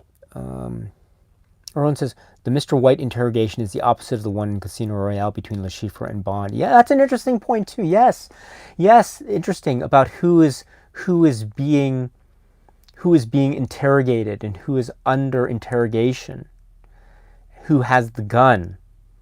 That's interesting. That's interesting. So all they needed was, well, I don't think they would have gone so far as to get, what is it, the carpet beater thing. But anyway.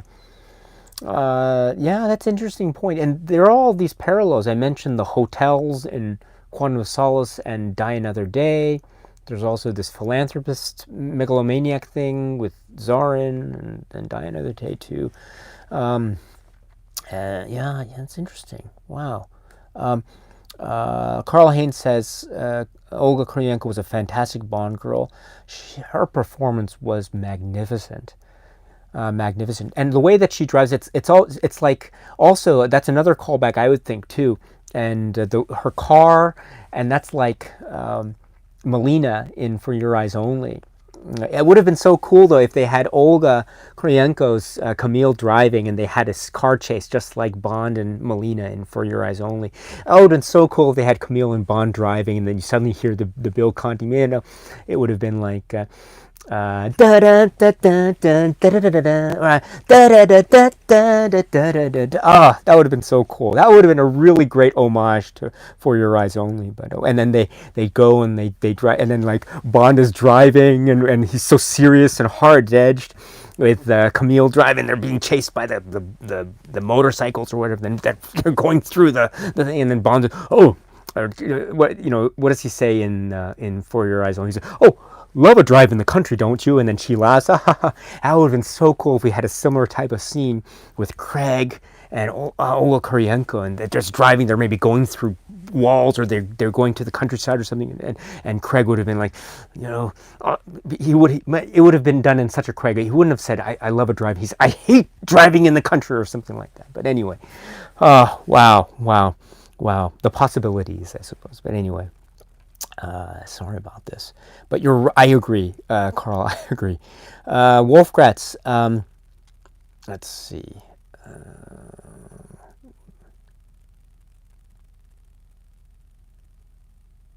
Sorry. Kevin says Green makes the funniest noise swinging that axe. This is an interesting point. I think it was revealed in a lot of the film reviews when the film came out. There was a lot of talk about how Green really goes for it when he's fighting at the end. And and it's interesting, like when he's fighting versus when he's in pain, he emits the same sound. He's like and when the thing like it's the same sound. Yeah. So but you think that he'd probably try to keep screaming when he's trapped in the car when they're driving. Maybe he was driving, Bond was driving, and you could still hear the from the back of the car. But anyway, yeah, it was an interesting fight. But although it does, again, draw a great contrast between Green's fighting style and Zorin's fighting style. And I would suggest that Zorin has the superior fighting style to Green. I think Green gives away too much, and I think he uses too much energy from the start, which is his weakness, right? Because that's what Bond does. He uses Green's weakness against him. That's what Bond does with all the great villain fights. So it would have been interesting too if they'd had more of the Green, I guess the Green call throughout the film. We just get it at the end. With Zorin, we get a lot of the laugh during the film, so it's a great thing that we hear the laugh during the fight at the end, like right? So we get it essentially scattered throughout the film, so it becomes this trait. Green's scream we don't hear, I think, unless it's the very end. So maybe that would have been interesting to build up the character, the Green scream. Let's see. Wolfgrat says, it remains unclear to me why Green set up Camille to be killed in the first place. It doesn't make sense to me too. I think he realizes that he knows that she has this past, right? Because he alludes to how she was, right, about her family. So he knows about that. So he would know that she has an interest in seeing Medrano dead. So maybe that means that he found out about her sometime during the events of the film. So that's a possibility. In fact, there's a moment where they see someone like drowned in Haiti, and about how he revealed that you were trying to get information from him, and she tries to deflect it. No, he was trying to sell information to me. Why would I come back? I love you. So there's this thing where maybe there is a leak somewhere, there is a mole in the operations, and maybe by the time we have caught up with him in the film, he has already realized that the traitor is Camille, and that's why he is antagonistic against her from the very outset. Now, I don't understand, why she was at the party in the second half of the film. Was she already back with Green at the party, or did she just come all of a sudden, much to Green's surprise and to everyone else at the party? So that I'm not sure about. So I'd like to think it makes more sense that she infiltrated the party at the same time that Fields and Bond and Mathis did. I'm talking about the Green Planet reception at the second half of the film. Because they're still very antagonistic, Green and Camille, towards each other or against each other. But anyway, that relationship is very strange. I don't quite understand it myself, but oh well. It's also true too, because Green is either head of Quantum or really high level member of Quantum, and so he shows the picture of Bond to Beam and Leiter in the airplane from Haiti to Austria, right? And he seems to let on that he doesn't know who Bond is. Green does. He seems to let on he doesn't know who Bond is because he says, "Who's this guy?" And Beam says, "I don't know. Do you know him, Felix?" "Oh, I don't know." It's James Bond, right? I need to know that you value your career, Felix. So that type of situation suggests that maybe Green doesn't know who Bond is. But if that's the case, then why does he know about Vesper? He seems to suggest that, "Oh, you've lost another one. Ha ha ha. You've lost another," right? Or something. So that suggests that Green knows about Vesper. And that makes sense too, because if we think about what happens at the end with the boyfriend and the Canadian agent, Quantum seems to know about setting up these people. And they know about tracking Vesper, and they would have known about Bond because that's what Mr. White said at the early part of the film. Was we would have gotten to you too. I heard so much about you from Vesper. So that suggests that Quantum knew about Bond already, which means that Green must have known about Bond. So he knows about Bond probably. So when he sees this, oh, that's probably James Bond. So he should have known this, but maybe he's lying and he knew about Bond from the very beginning. But oh well. So all that is very murky information. How much did Green know at what point in time about Camille, about Bond? Right. But anyway, the point is that he ultimately knows, and he's very powerful, and he's this very dangerous individual who wants to get the water supply.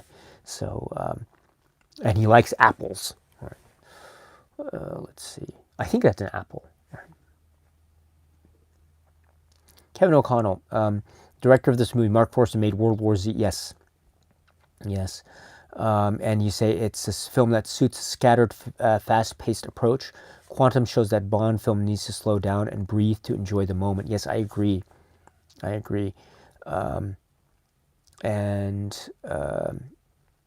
Richard says the brutal fight in the hotel room in Haiti is memorable. I agree about that too. Yes. For the reasons that I tried to allude to, but it shows the DIY approach. He's wounded, but he's and just ties it up and makes sure all the blood is cleaned up, and he's able to meet Camille or his contact. But it also begs the question: don't these people know who Slate looks like? Like the receptionist doesn't know, the person on the motorcycle doesn't know, Camille doesn't know. But anyway. Let's see. Oh, Kevin O'Connell says, Skyfall, there's rain outside M's house. Okay, thank you. So this is an earlier comment that I made about, is this the only time where we see rain in London? So apparently not. So Skyfall, yes. So when M is writing on the obituary, right? Okay, yeah, okay. Let's see. Scrolling down here. Erwin says, doesn't it rain in Eleven Let Die at the beginning? I remember Money Perrin carrying an umbrella. Does it?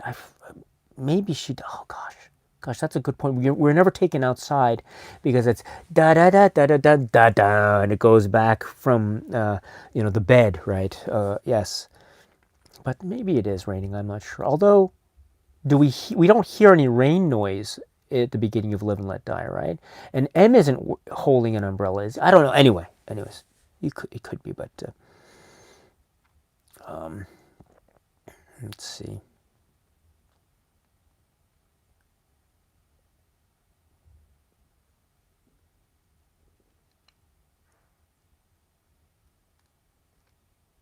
The general does not know who she is, Erwin says, talking about General Medrano and Camille. But in fact, when they first meet in Haiti, Green reveals who she is, and then that actually reminds Medrano, and Medrano actually says to her, right, I was probably the last people to have seen your family alive. So actually he does recall something of that information, right? Yeah, Carl Hay says the Slate fight was awesome. Yes, that's referring to the fight in the Haiti hotel. Zareth is weirdly, though, he does know who she is at the end. Talking about the general and Camille. Raymond is here. Hello, my friend. Not a favorite Bond film for me, I guess. I'm just a little too old school. That's okay, my friend.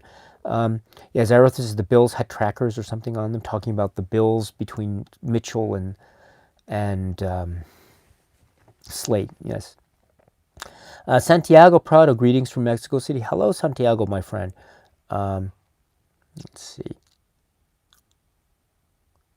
Kevin O'Connell says, personally, the most powerful moment in the film is when Bond kisses her. So Camille in the car, right at the end, it shows that she was asking if he was okay, and he kissed her to block her out and protect himself emotionally. Yes, yes, and that's another, that's another, I think, a lovely mirror moment between Quantum of Solace in a past film, because there's also a moment in Casino Royale where it's an intimate moment between Vesper and Bond. It's like, you won't let me in. You already have your armor back on, and then Bond says to Vesper, I don't have any armor left. You've taken it from me. Everything I have, everything that's left of me is yours, or something like that. And I think that's a great mirror moment to this moment, Kevin, that you're referring to at the end in the car. And it's like, and she says, your prison is in there. That's what he says to her. That's what she says to him. And then I think, right, then that's the moment where they kiss and embrace. And you can tell that she's not quite sure what it means, or she doesn't show it. I don't know if she reciprocated it, which is also a really wonderfully ambivalent, ambiguous moment too. And that is going towards the beauty of the power of that moment. I agree, Kevin. I agree. That is another great moment. That, I think, is a testament to this film and Craig, and also the strength of Camille as a character. That's a great observation, Kevin. Wonderful. Okay.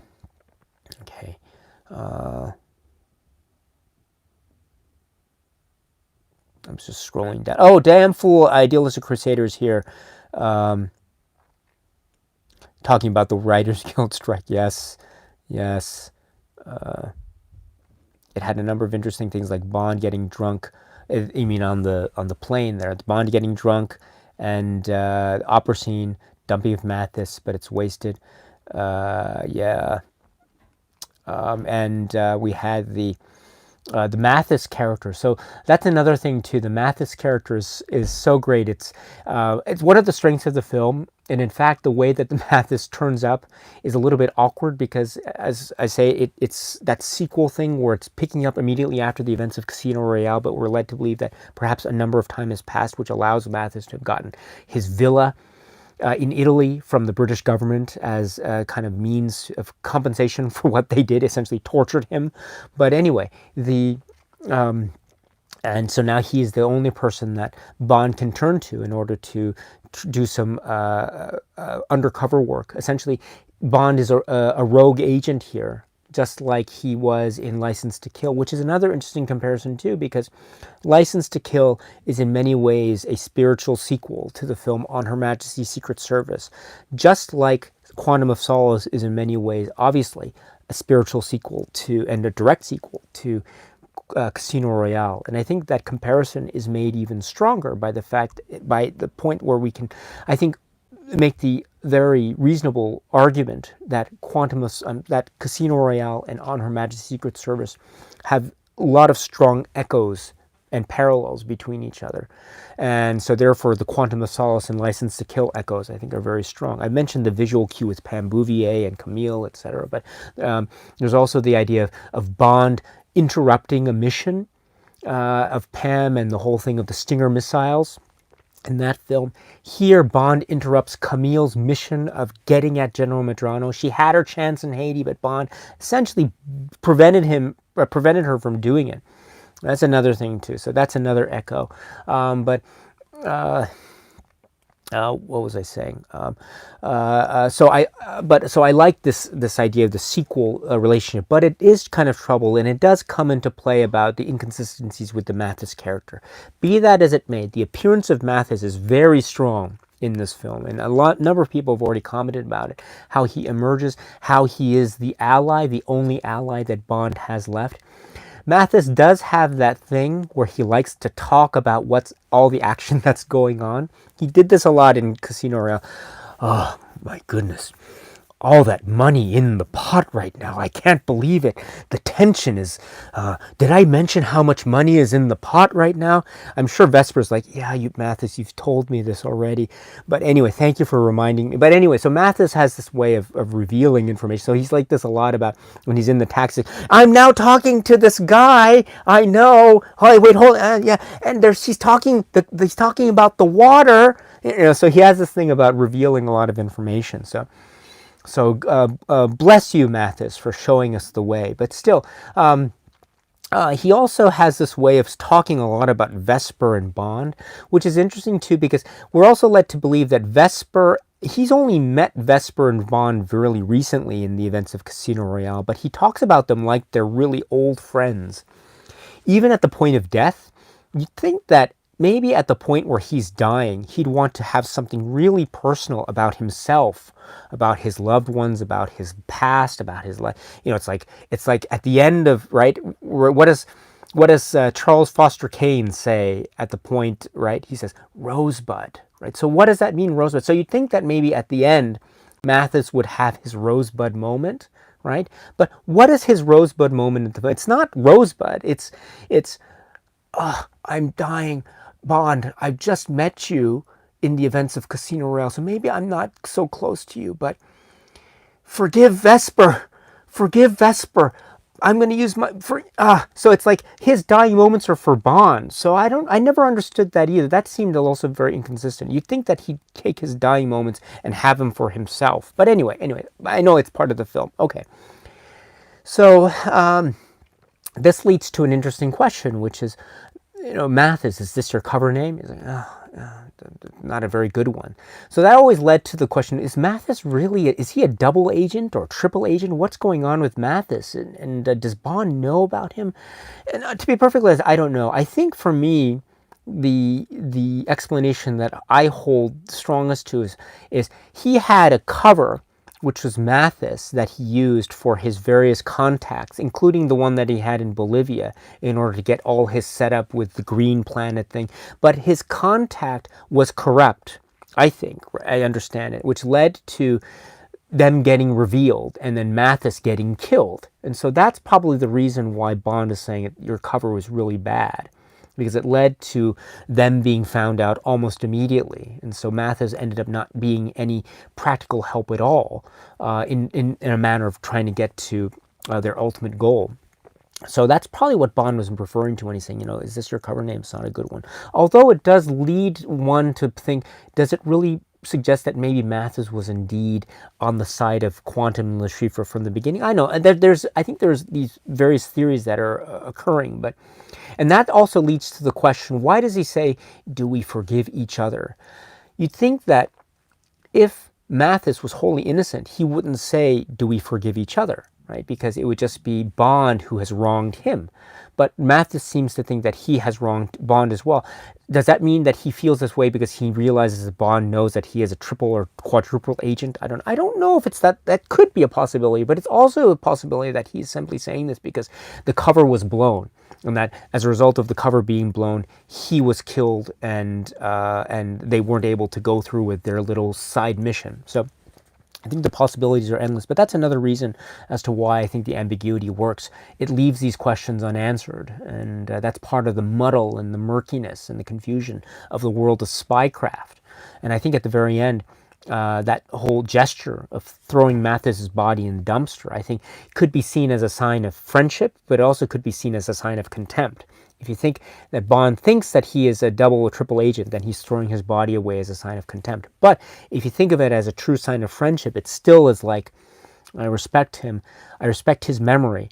He wouldn't have cared about what happened to the material aspect of his death.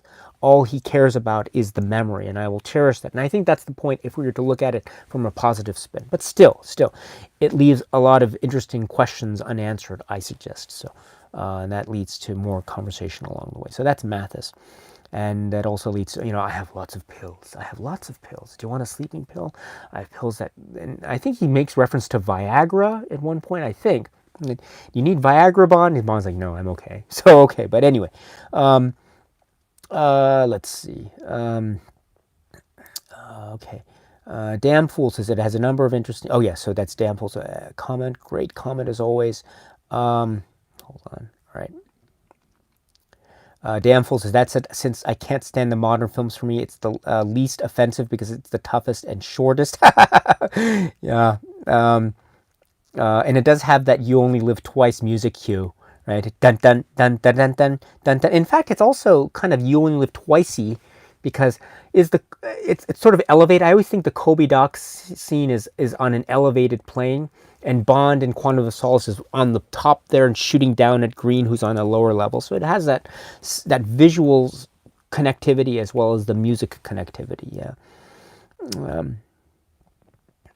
Erwin says, how long must they have been walking in the desert to get to that village? Also, right, if you know that poor woman who works at that hotel, that commute to and from the hotel, I can't even imagine. Not to mention what happens to her at the hotel. Oh my goodness, I don't want to work at that hotel anymore. Yeah. And there's, right, who else? Are there any other guests at the hotel? But anyway, let's see. Richard says, I see From Russia with Love, Living Daylights, and Quantum are as connected by how stripped down, serious, and dry they are. Yeah, and that's a good point too. And even From Russia with Love, there is this idea of who's who, what's going on, the confusion between friends and enemies. Yeah. And also that's true from Living Daylights too as well. Like Koskov, right? What's going on? Is he a good guy? Is he bad? Yeah. So, and also I mentioned the connection with For Your Eyes Only and Christatos. Let's see. And then now talking about yeah. Let's see. Zarathustra, I see License to Kill more connected to Quantum Solace instead of the Living Daylights. Damn Fool says Bond is a jazz man primarily. I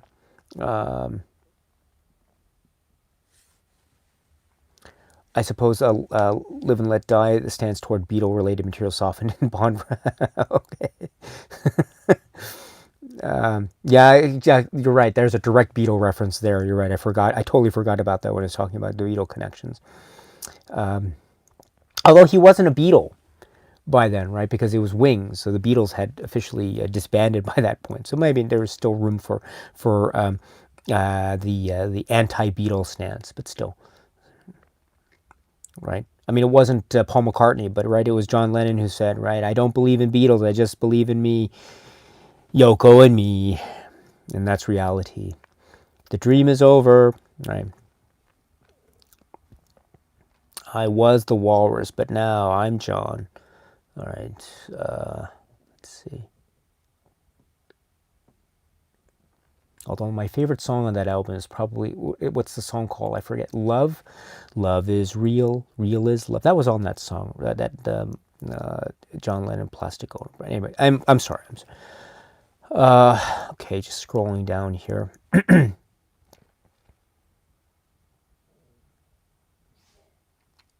Sorry, I'm scrolling down a lot of great comments just in the interest of time. All right. Let's see. Pennock says Brosnan for me doesn't qualify as Bond. You mentioned Brosnan. It would have been interesting to see Brosnan in this film. I always like to do that sometimes, which is what would other Bond actors have done in this film. So you have Quantum of Solace, which is really interesting. And now I use that word again, interesting. I don't know, again, euphemistically phrased word, interesting, yes. But what would say, I mentioned, right, I would like to think that maybe if Roger Moore had been in Quantum of Solace, I'd like to think that during the chase scene at the beginning, when the car would have been next to him, or like maybe the guy with the truck and the whole thing that's sticking out would crash into him. And when it crashed into him, they're stuck together. But Roger Moore's Bond would turn to the driver, like, or he would have smiled at him or winked at him or something.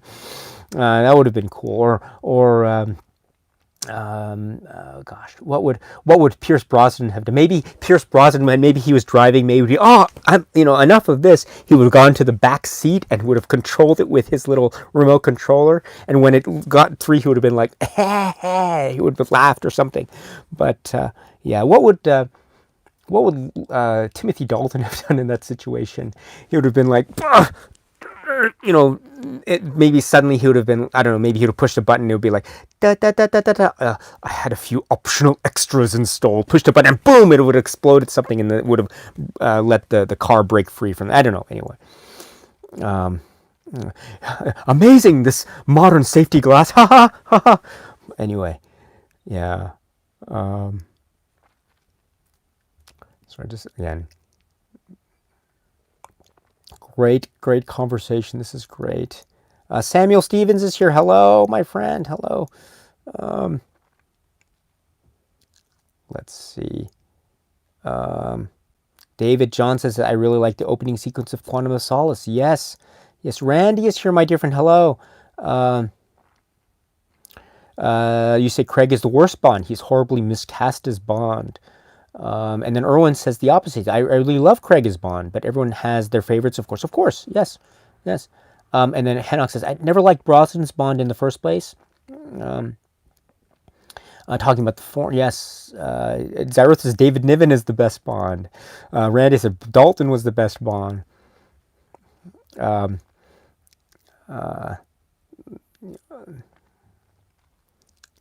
Yeah, I every time, for whatever reason in my life, whenever strawberry jam comes up, breakfast or eating toast or something, I always like to say it in the Timothy Dalton way in The Living Daylights at the beginning, where he says, "Just enough time for someone to make strawberry jam of him." Yeah, yeah. My Daniel Craig impersonation is terrible, as are all my other impersonations. I can't do a good Daniel Craig. I suppose it would be, I don't know. Oh gosh, I can't do it. I can't do it. If you can do a Daniel Craig impersonation, please let me know. Damn fool, can you do a Daniel Craig impersonation? I don't. Please share it with us in one of your videos if you haven't already. Let's see.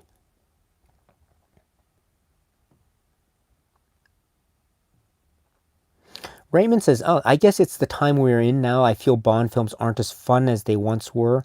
They seem too serious now." That's an interesting observation. Let's see. Just scrolling down here. I'm sorry, I'm skipping over a lot of comments. I apologize. It's just due to time. I might have to go in a little bit. So, Barry Nelson. Oh, there's Barry Nelson. Speaking of Barry Nelson, I've just been revisiting the Airport movies. Airport, and Barry Nelson and Dean Martin and Burt Lancaster. In that would be another great. I'm sorry, I'm just going up. That would be another. I'd love to go through the Airport movies. Have you seen those movies? Airport 75, Airport 77, the Concorde 79, Airport 79. My goodness, these casts. My goodness. Talk about great casts. If you have a film that stars Jack Lemmon, James Stewart, Joseph Cotton, Olivia de Havilland, oh my goodness, Christopher Lee. That's a great film. Anyway, Christopher Lee. There's another Bond connection too. Christopher Lee and The Man with the Golden Gun, of course, which was made before Airport 77. And then linking back to Barry Nelson, who was also James Bond. So there's a lot of connections between the James Bond universe and the Airport universe, it seems. Although maybe not so many, come to think of it. All right. Is there anything else I want to say about this? I'm going to probably start winding this conversation down. Let's see. Yang is here. I've seen Skyfall twice, and that's it. Okay. Oh, Randy Palace has entered the dragon as Dr. No with martial arts. So I'm glad you mentioned Dr. No, because also I think the fight between Green and Bond has a little bit of a Dr. No fight vibe to it. If you remember the Dr. No Bond fight at the end of, or not, kind of at the end of that film, there is a little bit of a fight back and forth with platforms and things and swinging, and so and Dr. No's strength is his weakness, just like Green's axe strength is his weakness. So, yeah. Yeah, Ryder rated says nothing worse than a death. Yes, thank you. So I was referring to what happened to me a few moments ago. Yes. Okay. Just scrolling down. Sorry about this.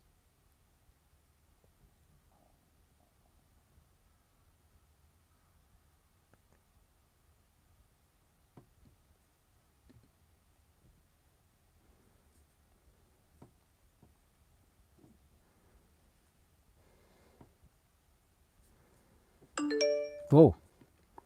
Oh, wow. Is it possible to change that noise on this computer? I don't know. Okay, here we go. Sorry about this. I was just scrolling down. Let's see.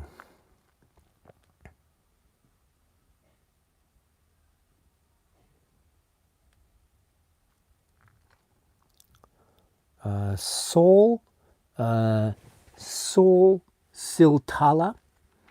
Love this channel. Thank you. Well, thank you very much, Soul, for joining. I appreciate that. That's great. Do you like? Are you a Bond film fan as well? I'd love to hear that. Do you have any favorites? Oh, anytime, my friend. You're welcome to share with us your recommendations. Talking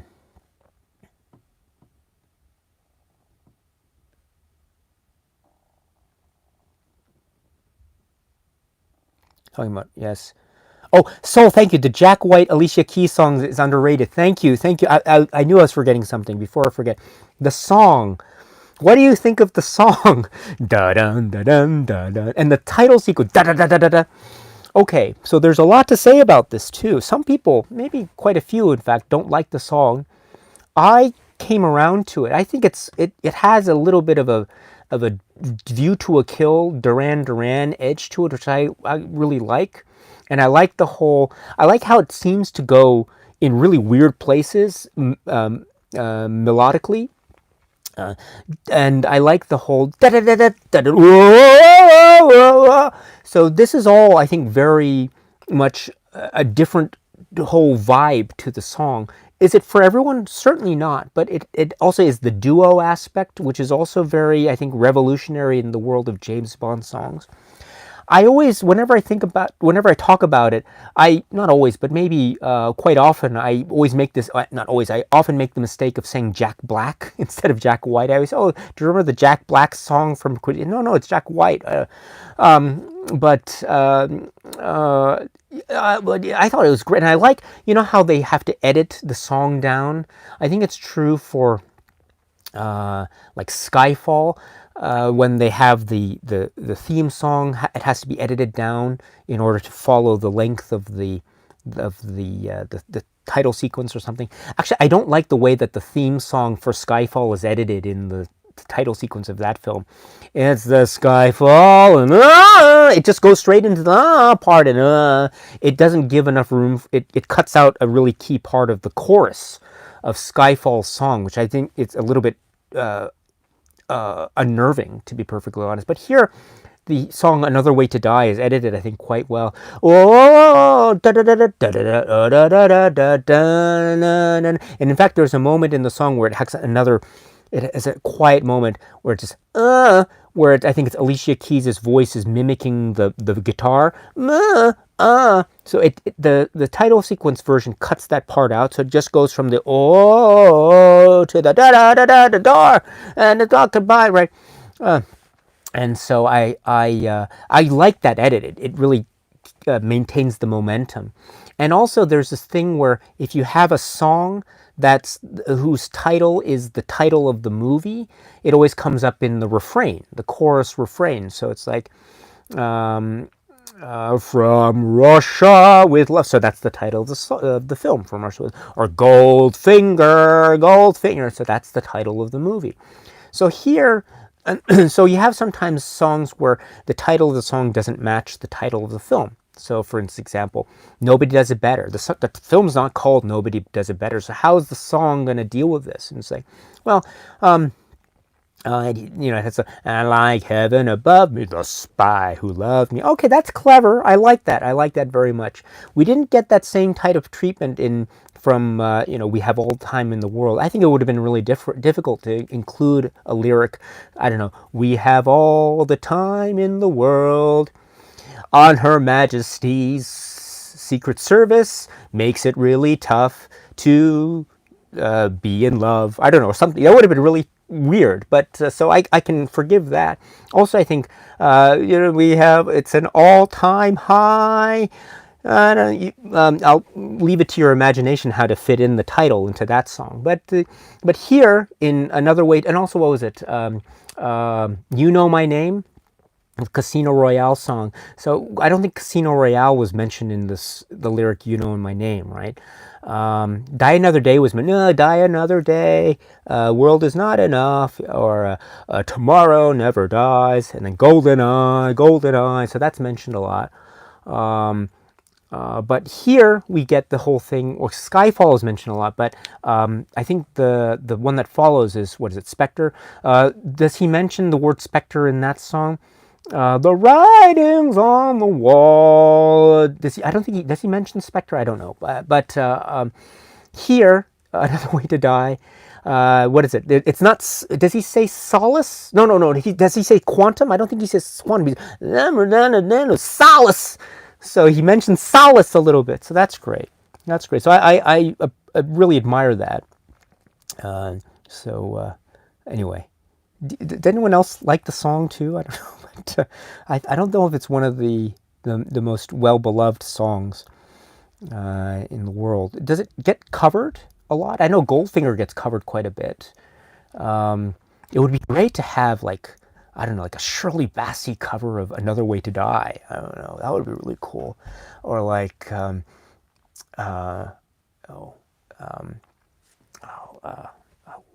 what would she do? It would be like, Another Way to Die. Wah, wah, wah. Yeah. So, anyway. Or Sheena Easton's Another Way to Die. I don't know. Another Way to Die. Yeah. Anyway, sorry about this. Erwin says, I'm not a big fan of the song. I don't really care for the quieter parts. Zakaria Kia from Italy, greetings, hello. Green is a wimp, says Cooper Clever 1972. Yeah. Soul says, I think Jack White was channeling Seven Nation Army in the song. That was inspired by the Bond thing. Oh, that's very interesting. Thank you very much for that. Let's see. Randy Powell says, Rutger Hauer should have played Zorn. Wow. What is that scene like? That scene in the office, in the San Francisco mayor's office. I think he's like, "You're out of your depth, Bond. I've seen things. It's gonna be like tears in the rain." Yeah, that would have been so cool. Wow. Anyway, let's see. Erwin says, Green just spills the beans, even though we are not privy to it. It's weird. He's not a tough. Yeah, and he's like, I want this piece of property in Bolivia, and I'm not. You're right in front of me, but I'm not just going to show you on the map. I'm going to hold it up to the sunlight and point to it, not caring if anyone is watching me. Yeah.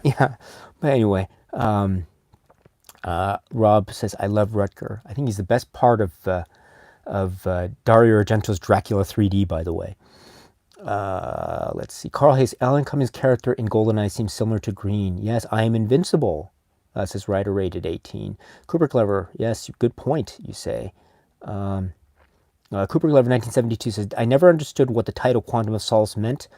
Quantum is like a kind of group like Spectre. It also is a reference to the earlier Fleming story about the idea of vengeance and sympathy, and so and how that has an effect on one emotionally.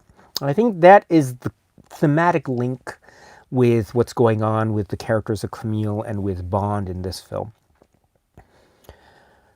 Let's see. A writer rated says, the producers were quite particularly with their choices back in the day. Maybe Rooker was considered, but we might never know.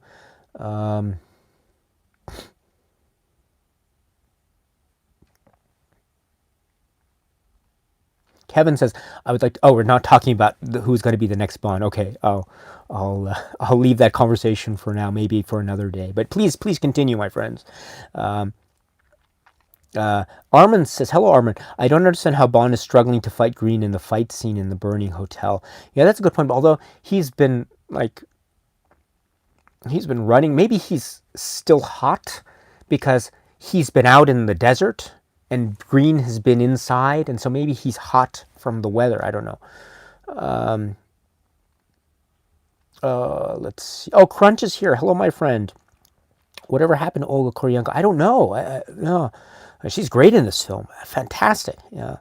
Cooper Clever says, yes, I believe Moneypenny has an umbrella at the start of Live and Let Die. Thank you.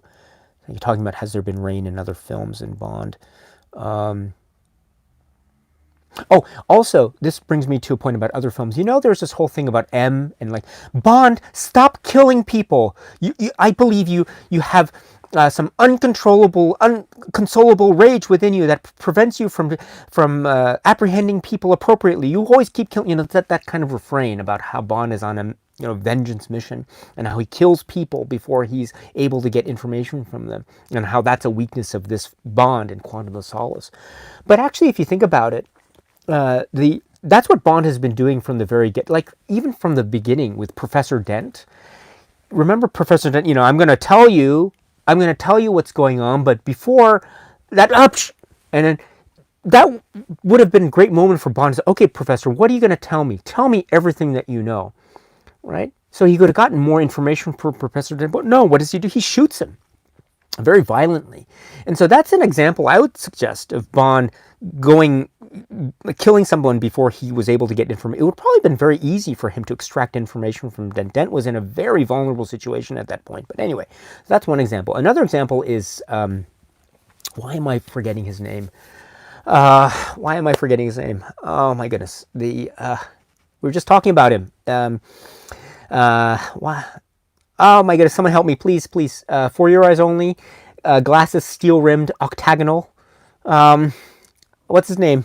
What's his name? He's in the car. Why am I blanking? We're just talking about him. Please, someone help me. For Your Eyes Only. He doesn't speak. It's not Crusados. What's his name?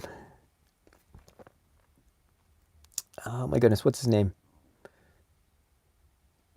What's his name? I'm gonna have to look it up. What's his name?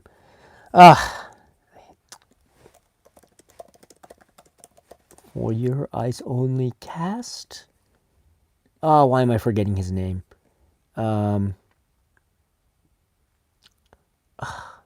Locke. Thank you, Emile Leopold Locke. I'm so embarrassed for forgetting that. Yes, Michael Locke. So when he's got Locke and in the car on the cliff, he could have very easily said, "You got to tell me everything that you know. You tell me everything that you know, and then I will let you go and capture you and do whatever." But no, he kills him. Right? So that's another example. That's like Daniel Craig. So Daniel Craig is doing what essentially Roger Moore's Bond did, what Sean Connery's Bond did. So he's doing a lot of consistent things here. But anyway, but now M is essentially berating him for doing what he's always been doing ever since the early 1960s. But anyway, that's let's see. Okay.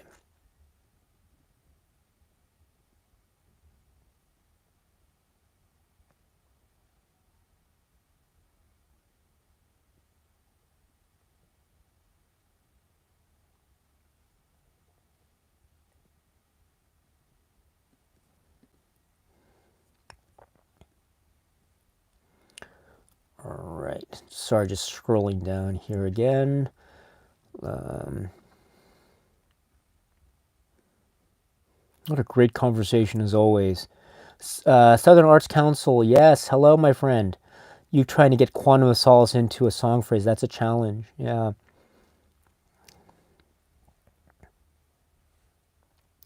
Yes, Tom York. Tom York does a good version, in my opinion. Although, uh, what's his name? What's his name? Um, I'm blanking on my names today. What's wrong with me? Maybe it's one of those days. Never mind. Never mind. It's Mark Kermode. Thank you. Mark Kermode always says Thom York. Let's see.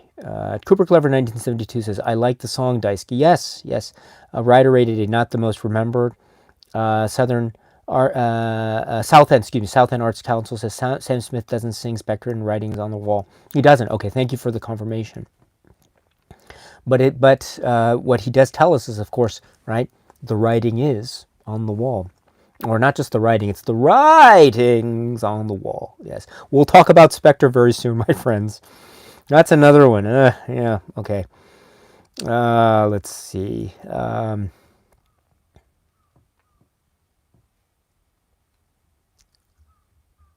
So there's the new song "No Time to Die" with the okay, that's great. Okay, Cooper Clever is talking about Dario Argento's Dracula.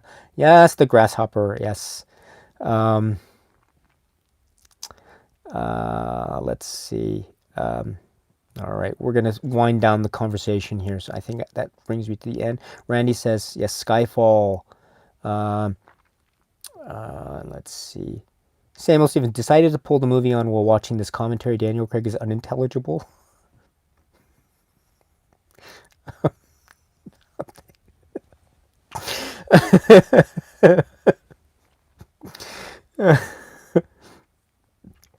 Thank you. I don't know what that's such. That cracks me up. Thank you so much, Sam.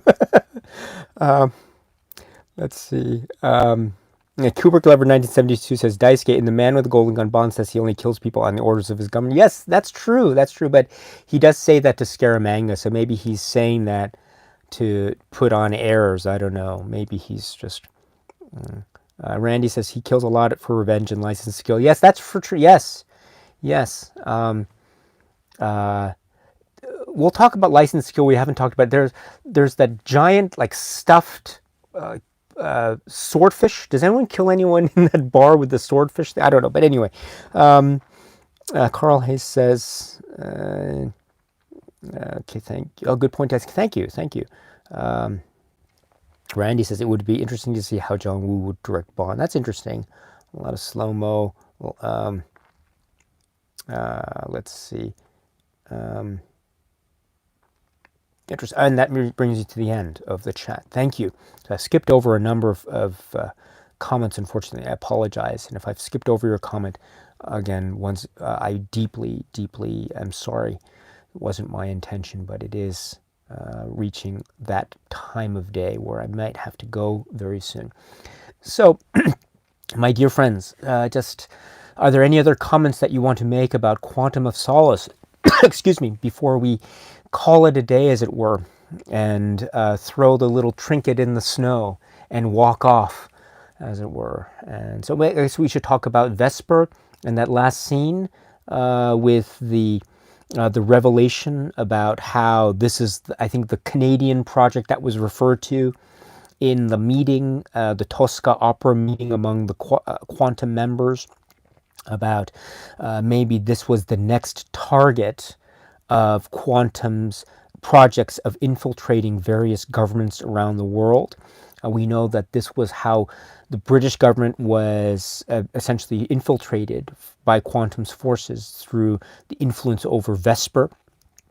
And so we think that this is their attempt to do the same thing with it's the Canadian government, right? So Canadian intelligence. And so this is part of the plan. And the whole thing about the Algerian love knot. And he's got a lot of, I wonder how many Algerian love knots this guy has. He probably has a whole briefcase full of them. I don't know. But anyway, you think, I mean, does it always have to be the same Algerian? I mean, does it have to be an Algerian? Couldn't it be any piece of jewelry? I don't know. But anyway, So, and why would he give locks of his hair, right? Because that's how M discovers that the body with the face all mangled up isn't the guy.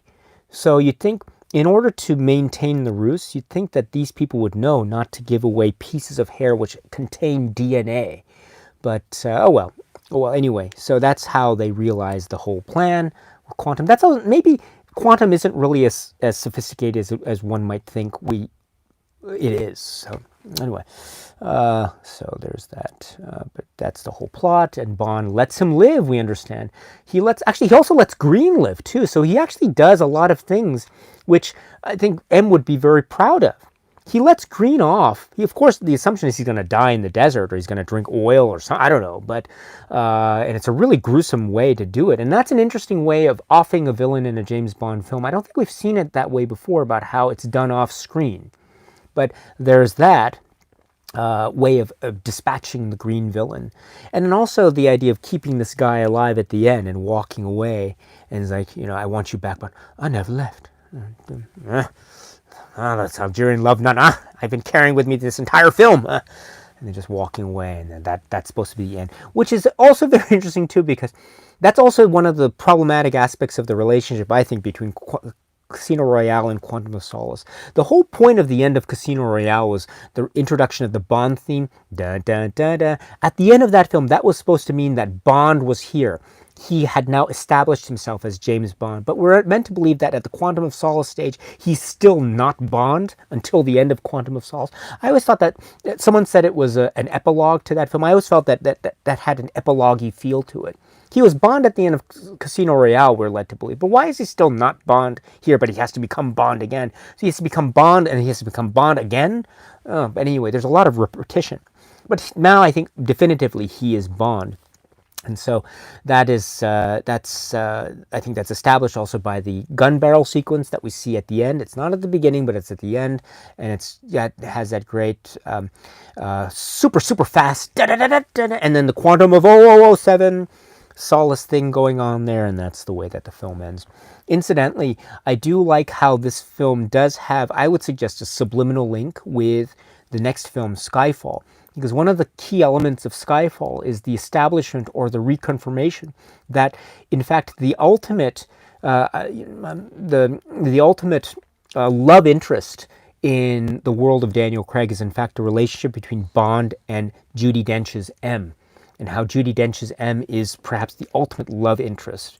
And I put that in air quotes because I think it's a very complex subject, but it's probably the core critical relationship in Craig's Bond universe. And I like that because in the title sequence, I don't know if my detail here is accurate, but my understanding is that the title sequence, you know how title sequences always have these shots of like models, women dancing around and their silhouettes, etc. Here in the title sequence, in the desert and the globe, we only see the shots of the women emerge beginning with the name Judi Dench's M credit. And I like that because it always suggests to me that perhaps in a subtle way that's suggesting that indeed the most important relationship between Bond and another woman in the whole run of Craig films is his relationship with M. This is, and not, it's because she is a woman, but also it's not because of that.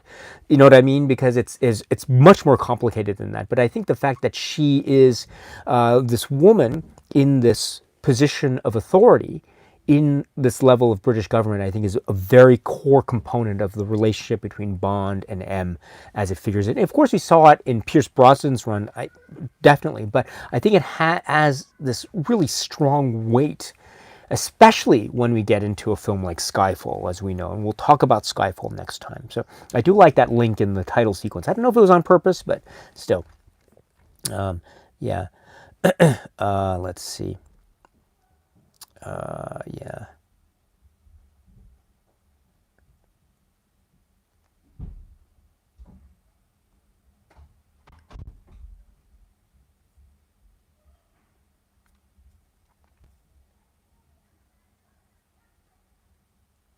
You know, I think a lot of people, if we're talking about James Bond, who's going to be next, I'd like to think it'd be really interesting if they had what's his name, Daniel Radcliffe, who played Harry Potter, be the next James Bond. That would be interesting. So can you imagine the possibilities of seeing M and Bond meeting in their office?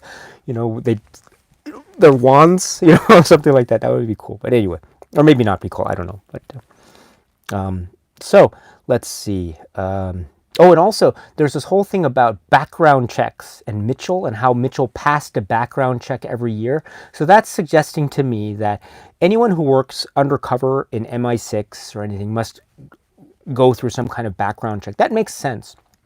Why didn't they carry out a background check with Vest Berlin immediately? I'm not sure. Probably they did. That's why they found out the connection with her boyfriend.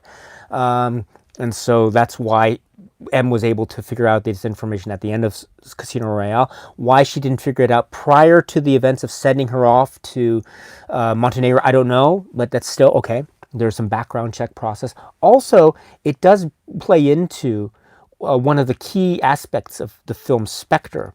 Because as we know in Spectre, and I'm going to be as very vague about it as possible, but there's a key aspect of that involving Bond's past and childhood.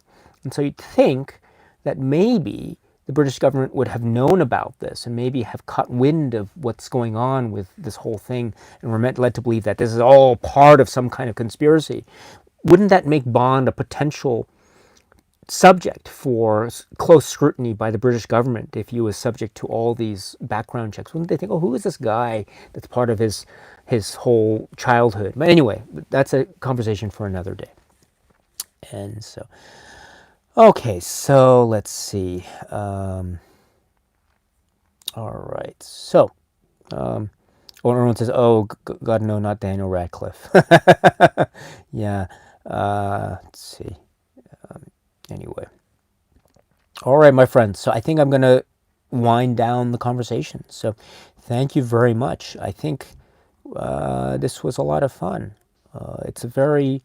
Is it a controversial Bond film? I'm not sure if I'd go that far. Maybe it is, but in terms of its polarizing aspect, I'm not sure. But as I say, I go back and forth on this film. I like it. I don't like it. I like it. I don't like it. It's not my favorite Bond film, that's for sure. But I do think it's not wholly terrible, and I do think, in fact, there are not just good moments, really great moments, strong moments, and it becomes I think a very, I don't know if I'd call it a fun film to watch either. It's not fun, but it is a Bond film, and so I think it holds for me a lot of promise. And every time I do see it, there's that oft-used phrase where I find something new every time I see the film, but I think that's true for Quantum of Solace. I think there's something to be said about how it does hold a lot of riches and rewards upon rewatch. Is it going to work for everyone? Certainly not. But that's true for any Bond film. Not all Bond films work for everyone. But yeah, I think it is a really complex work, and it might not have been the film that I was expecting at the time, but upon rewatch, it does fall into this muddy, muddled, confusing area of spycraft, which I think is a part of the game. And in fact, that could be said to be very Fleming-esque when all is said and done. In terms of what M says, when you can't tell your friends from your enemies, it's time to go. And so I think that's the key phrase in how I would describe Quantum of Solace. It's a film where sometimes you can't tell who's your friend, sometimes you can't tell who's your enemy. But that's part of the charm and appeal, and giving us as viewers the room for interpretation and the room for discussion. Even about the most minute of details, such as what was Mathis's real allegiance, or what was his true motivation, or something of that nature. But again, it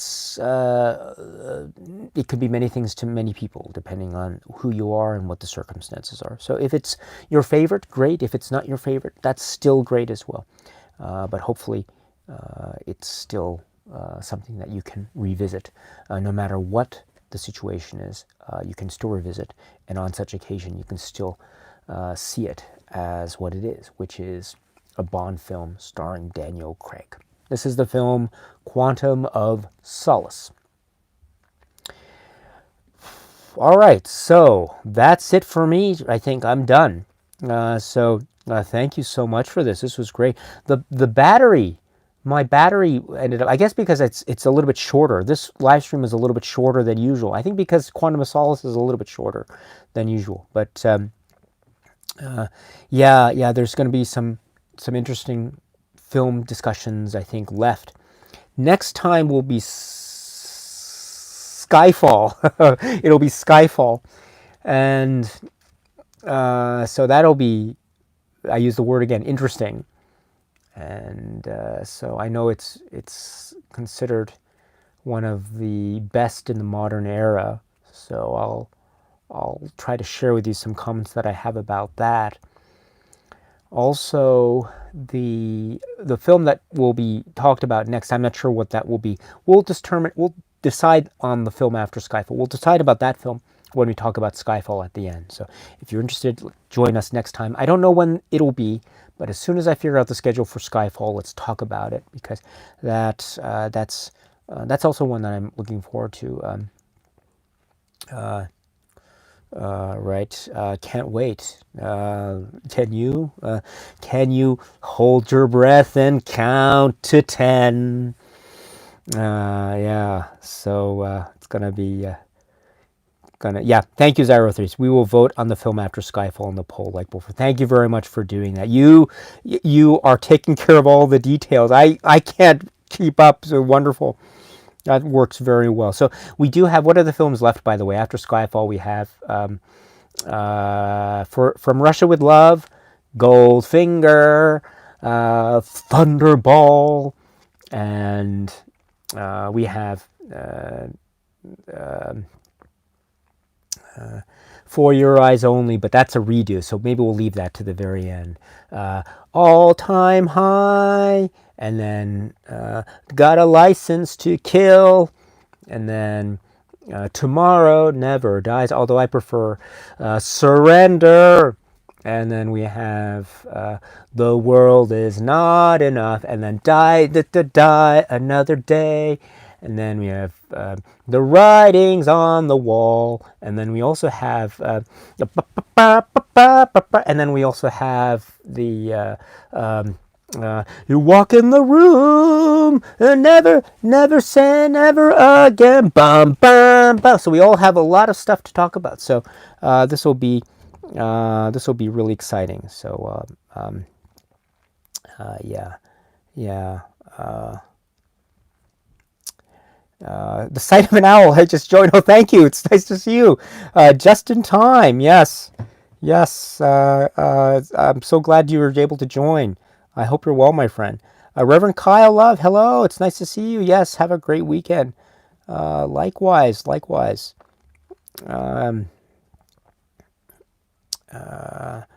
James Bond. Yes. I can't wait until we talk about From Russia with Love. It'll allow me to do my From Russia with Love impersonation. I've always wanted to. I think I've done it before, but just in case you're interested, maybe you're not. I don't know. If you're not, that's fine. I'm so sorry.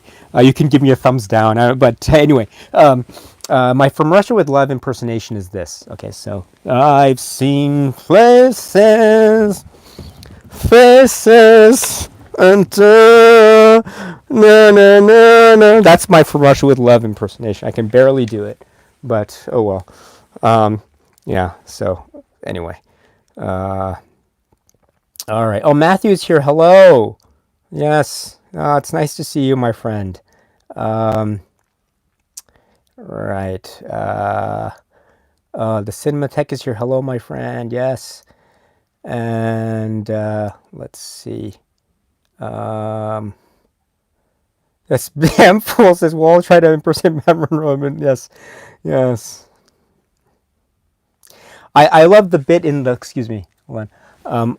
I love the bit I love the bit in the song where I've seen places. Is it faces, or is it places first or faces first? I've seen places, faces, and smiles for a moment, but oh, and that, oh, do you know there's a little bit in like the back? You can hear a little bit of the like wah, wah, wah, wah. I don't know. It's probably a little bit of a blemish or error on the part of the recording, but I love the wah, wah, wah, wah little moment in that song. From Russia with Love. You haunted me so. And I love too at the end. Oh gosh, I can't wait to talk about From Russia with Love, but I love how, you know, that shot, it reminds me of Quantum of Solace at the beginning of the Quantum of Solace.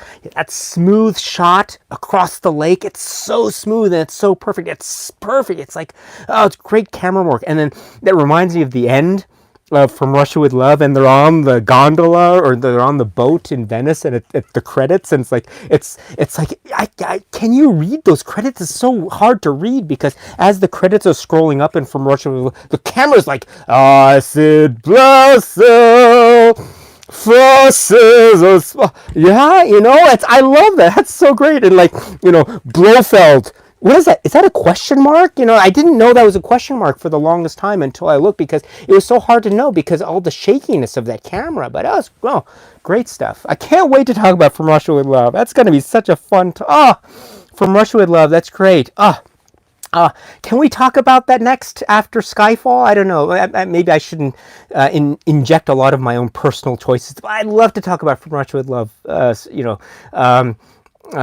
It's like... what is it? I'm sorry. I'm gonna lose track of the time here, but anyway, yeah. Careful, the sound in Russia is Control Text caught on tape. Yeah. Oh my goodness, I would have loved to have been in that meeting.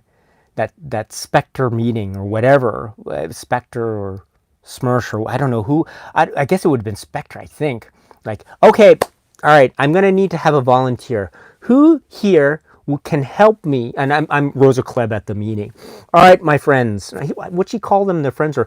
All right, I need someone to help me film a scene of lovemaking behind a mirror. Are there any volunteers? You know, oh my goodness, all these implications. It's my goodness, yes. And I love also Robert Shaw's look after Klebb punches him in the stomach with the brass knuckles. He's like, he seems fit enough, but he's like, lady, can you just go away, please, because I'm in pain. Look, that's great, yeah. Robert Shaw, what? My goodness, can't wait to talk about that film. Can't wait. And I love the Spectre training area. Talk about doubling. I mean, I spoke about doubling, how Quantum of Solace is like the doubling, the repeating of Bond. It's repeating, I've become Bond at the end of Casino Royale. And Quantum of Solace, I'm becoming Bond again. So it's repeating the action. From Russia with Love, we saw repeating action from the very beginning. They walk through the Spectre training area, boom, fire, and let's go this way. But they're walking through it again. It's like, wow, The Matrix, amazing. From Russia with Love is one of it's the premiere. So many secrets to that film. So many, and don't have a mustache in Bond. I mean, I have a kind of thinner mustache. It's not as thick as a lot of these people in Bond films, right? The guy in the Spectre training area and a Beam in Quantum of Solace. My goodness, there's something about having a mustache in Bond films. But anyway, okay, so yeah. All right, my friends. Damn fool, I disagree. Spectre number 456. Yeah. All right. And there's all this stuff about the bath. Why didn't he turn off the water in the bath? You know, you don't know what happened. I always like to think maybe he's like, all right, oh, I'm sorry. Let me stop and turn off the water. And he goes back and turns off the water and comes back. That's what I like to think what happens at the end there. But anyway. From Russia with Love. So hopefully From Russia with Love will come up soon. But we haven't spoken about it. We haven't spoken about Goldfinger. Goldfinger. My goodness. I can't wait. My goodness. I can't wait to talk about Goldfinger. All the stuff that happens. talk about a countdown, right? Right, 3, 2, 0. Oh, great. Anyway, and talk about Felix Leiter. And if you're Goldfinger, man, oh gosh, if you're if you're a pencil, don't be around Goldfinger when he's playing cards. Like, I hate this pencil. Yeah. So anyway, yeah. So anyway, sorry, but yeah, Goldfinger's gonna be. And of course, there's this is this. It's my favorite moment. Right? What's the best moment in a Bond film? Is it the Tosca opera sequence in Quantum of Solace, or is it this sequence from Goldfinger? It's a tough one. It's a tough one. We'll talk about that one when we get there. And then Thunderbolt, we haven't spoken about Thunderbolt at all. Thunderbolt doesn't come up a lot in conversation, but that's yeah. I mean, I guess I talked about how I liked Sean Connery's dance with Luciano Polizzi there. When they're doing da, da, da, da, da, and that Spectre agent guy is like, I really hate you, but I'm just gonna stand here and listen to the music. Yeah. Okay. And yeah, so we haven't spoken about that. And then, right. Never Say Never Again. Speaking of, I mean, I've spoken about it. And wow, right? Algernon. Right! I'm gonna kill you, but first you must write down on this scrap of paper! Use your pen! Can I just use this pen that my friend Algernon gave me? Yes, but write before I kill you! Yeah. Oh, Never Say Never Again. And I love the way he was, okay, Felix Leiter and Bond, okay. But why is it Bond writing the bicycle? Why isn't it the other way around? Why didn't Bond do the whole boxing thing? But anyway. And also that has great connections with The Spy Who Loved Me too. Hello, I have a message for you. Oh, I think you've just delivered it. And she delivers yet another message. Yes, but a different one in Never Say Never Again. But yeah. That's great, but yeah, there's the whole thing with the horse. Yeah, yeah, we'll have to talk about that. Yeah, and there's a lot of talk about the music. I love the music. Da, da, da, da, da, da, da. I think Damfool mentioned about how Bond likes jazz. Da, da, da, da, da.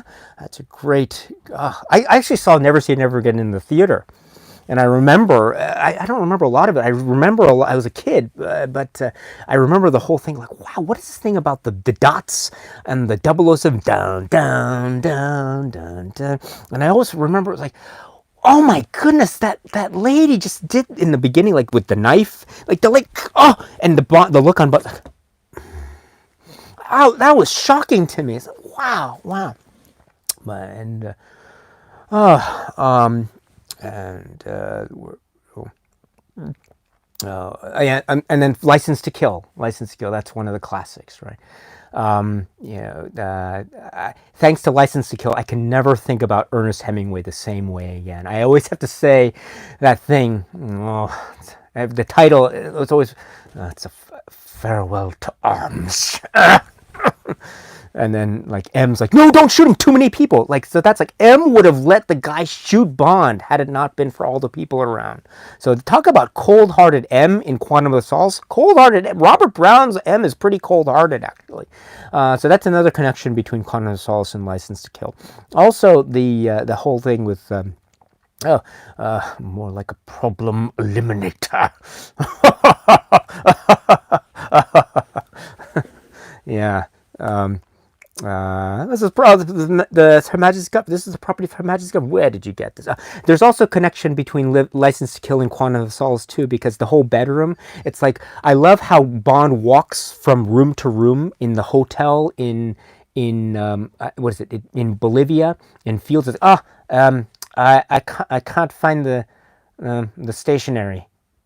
Where's the stationery? Can you help me find the stationery? And I love how he walks from room to room. It reminds me of how he walks from room to room in License to Kill. I hope you don't snore, Q. Yeah. Oh, I can't wait to talk about License to Kill. That's going to be so much fun. Yeah. That's. Oh, wow. And that's another one with a parachute. There's a lot of parachutes in Bond films, right? Here, Quantum of Solace, Moonraker, and then License to Kill, right? So parachuting is actually quite an art. And also, A View to a Kill. Why? Yes. Oh, my car! Oh! Yeah. And I love, did I mention in The View to a Kill where Bond jumps onto the boat, but he didn't think it would be a glass ceiling. We have a lot of glass ceilings too in Bond. We had a glass ceiling in the hotel at the end of Quantum of Solace when he's shooting green through it. Dun, dun, dun, dun, dun, dun. So there's a glass ceiling. I didn't mention it, but there was some conversation about Hitchcock films, Stage Fright, The Man Who Knew Too Much, or The Men Who Knew Too Much, or The Man Who Knew Too Muches. And also, I think someone mentioned The Lodger too. So if you know The Lodger, there's a great sequence involving a glass floor, which is also kind of related to a ceiling, but it's a glass floor. But anyway. So many things to do. And what was it? And then the Craig era. So Tomorrow Never Dies, we haven't spoken about. The World Is Not Enough, we haven't spoken about. Die Another Day, we haven't spoken about. One of these things, bucket list, before the things that you want to do before one dies, is I want to visit the Monroeville Mall because I'm a big fan of Dawn of the Dead. And I want to stay one night in an ice hotel. I want to know what that feels like. I know they exist. I can't. It's one of those things that's like an optical illusion. I can't quite understand how it works, but it must be really fascinating and exciting. So I would really like to experience that one of these days before I shuffle off this mortal coil. But that would be really interesting. That ice hotel. So Die Another Day. That's going to be. What's her name? I'm not so good with my memory today, but what is it? I like how she sways her shoulders when she says, "I'm sure the James Bond's Big Bang Theory." Yeah, and then Jing says, "Oh yeah, I got the thrust of it." Yeah, I'm here all day, folks. Yes. And then Tomorrow Never Dies. I've spoken about the whole thing about Bond driving, backseat driver. Filthy habit. Yes. What is he? Although there's a moment where he uses poor English grammar. He says in the car when they're talking about Paris Carver. They're saying, M says you have to pump her for more information, and then Moneypenny follows. He says you have to decide how much pumping is needed, or something like that. And then Bond says to her in the car, "If only that were true of you and I, Moneypenny." It should be, "If only that were true for you and me, Moneypenny." So that's another bit of grammar that's interesting. I suppose it could be akin to the way that grammar is used in the song, arguably in the lyric to Live and Let Die. If you were young and your heart was an open book, you used to say live and let live. But in this ever-changing world in which we live in, if you believe that he says in which we live in, then that's another bit of grammar murkiness. That's perhaps consistent or similar to the murkiness of the spycraft world that we see presented in Quantum of Solace. It all comes full circle, my friends. Anyway, if only that were true of you and I, Moneypenny. If only that were true of you and me, Moneypenny. And at the Dino, Moneypenny. Yeah. Oh my, there's a lot to say. And then The World Is Not Enough. Yes. A lot of our dear friend Damfool, Idealistic Crusader, likes to talk about the chin acting of Pierce Brosnan. I think that is the pinnacle of chin acting. It's like when he's in that chair, it's like, one last screw. I can't wait to talk about it. Yeah, it's gonna be great. World Is Not Enough. Yeah, that's and that's another one too. I'm so sorry to go on, but The World Is Not Enough. The whole thing with the rod. Every time I see it, it's like, it's like this. It's repeating actions. Like he puts the rod in, cut to Bond and Christmas Jones, and then cut back to Renard, puts the rod in still, cut back to Christmas Jones and Bond, cut back to, he's still putting in the rod, cut back to, and he's still putting in the rod. So yeah, and that's a great dive too. That's a long dive. The dive that he does in World Is Not Enough, Bond, that he dives into the water, which is more perilous? The dive that Bond does in World Is Not Enough, or the dive that he does at the end of Doctor No? Does he do a dive? He dives at the end of Doctor No, right before the thing, boom. But anyway, yeah. Kevin O'Connell, yes. Elliot Carver, yes. Delicious, outstanding, yes. And yeah. And also I love, it's not just that, but also I'm not a really good Michael G. Wilson impersonator, but here, consider him slimed. Is that what he says? I don't know. He also has a great turn in Quantum of Solace. He's reading the newspaper in the hotel in Haiti, I think. Yeah. Oh, do I have any message? Oh, you don't have any message. You just have this mysterious briefcase. Do you want it now? Yeah, okay, I'll take it. Thank you. Michael G. Wilson's back. Yeah. That's great. Lovely. Yeah. And yeah, Spectre, I don't know. I have to watch that more. Spectre. Yeah. Yeah.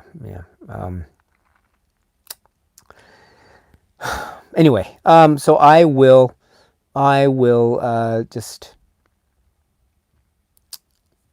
be heading off soon.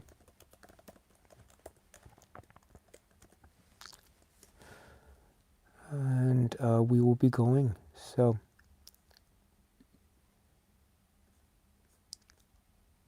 all right, my friends. So it's time for me to say goodbye. So thank you very much for. This should be okay. All right, great. Thank you. So great. This has been a lot of fun. Thank you so much.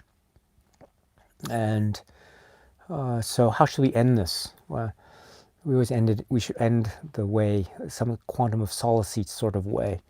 How should we end this? What's a good way to end in a Quantum of Solace sort of way? I don't know. It's kind of weird. It's hard to end in a Quantum of Solace sort of way. Let's see. What would be a good way to end? Okay, let's end it like this. Let's all do. I've mentioned before how the gun barrel is so fast. So let's say da da. So we'll end it with the fast gun barrel, as a la Quantum of Solace, and we'll go from there. Okay, so it's going to end with the fast gun barrel from Quantum of Solace, my impersonation of the fast gun barrel. Okay, my friends. So thank you so much for your time, and please have a great rest of your day, an evening, weekend, whatever the case may be. Stay strong, stay safe as always, and we will talk very soon. Once again, my deepest gratitude to all for your enthusiasm and for helping me and catching me where I fall or make mistakes, and also for showing me your enthusiasm for these films, because that's at the end of the day, that's what it's all about. So thank you so much, my friends, and for being such a wonderful, wonderful company. It's been a great pleasure for me to be part of the conversation, and all of you have led it, and I have all of you to thank, as always. So thank you very much, and until we meet again, thank you, and I never left. Throws the thing into the snow. Fade out. Na-nun, na-nun. Na-nun, snowfall on the Algerian love knot, which could be fake, by the way.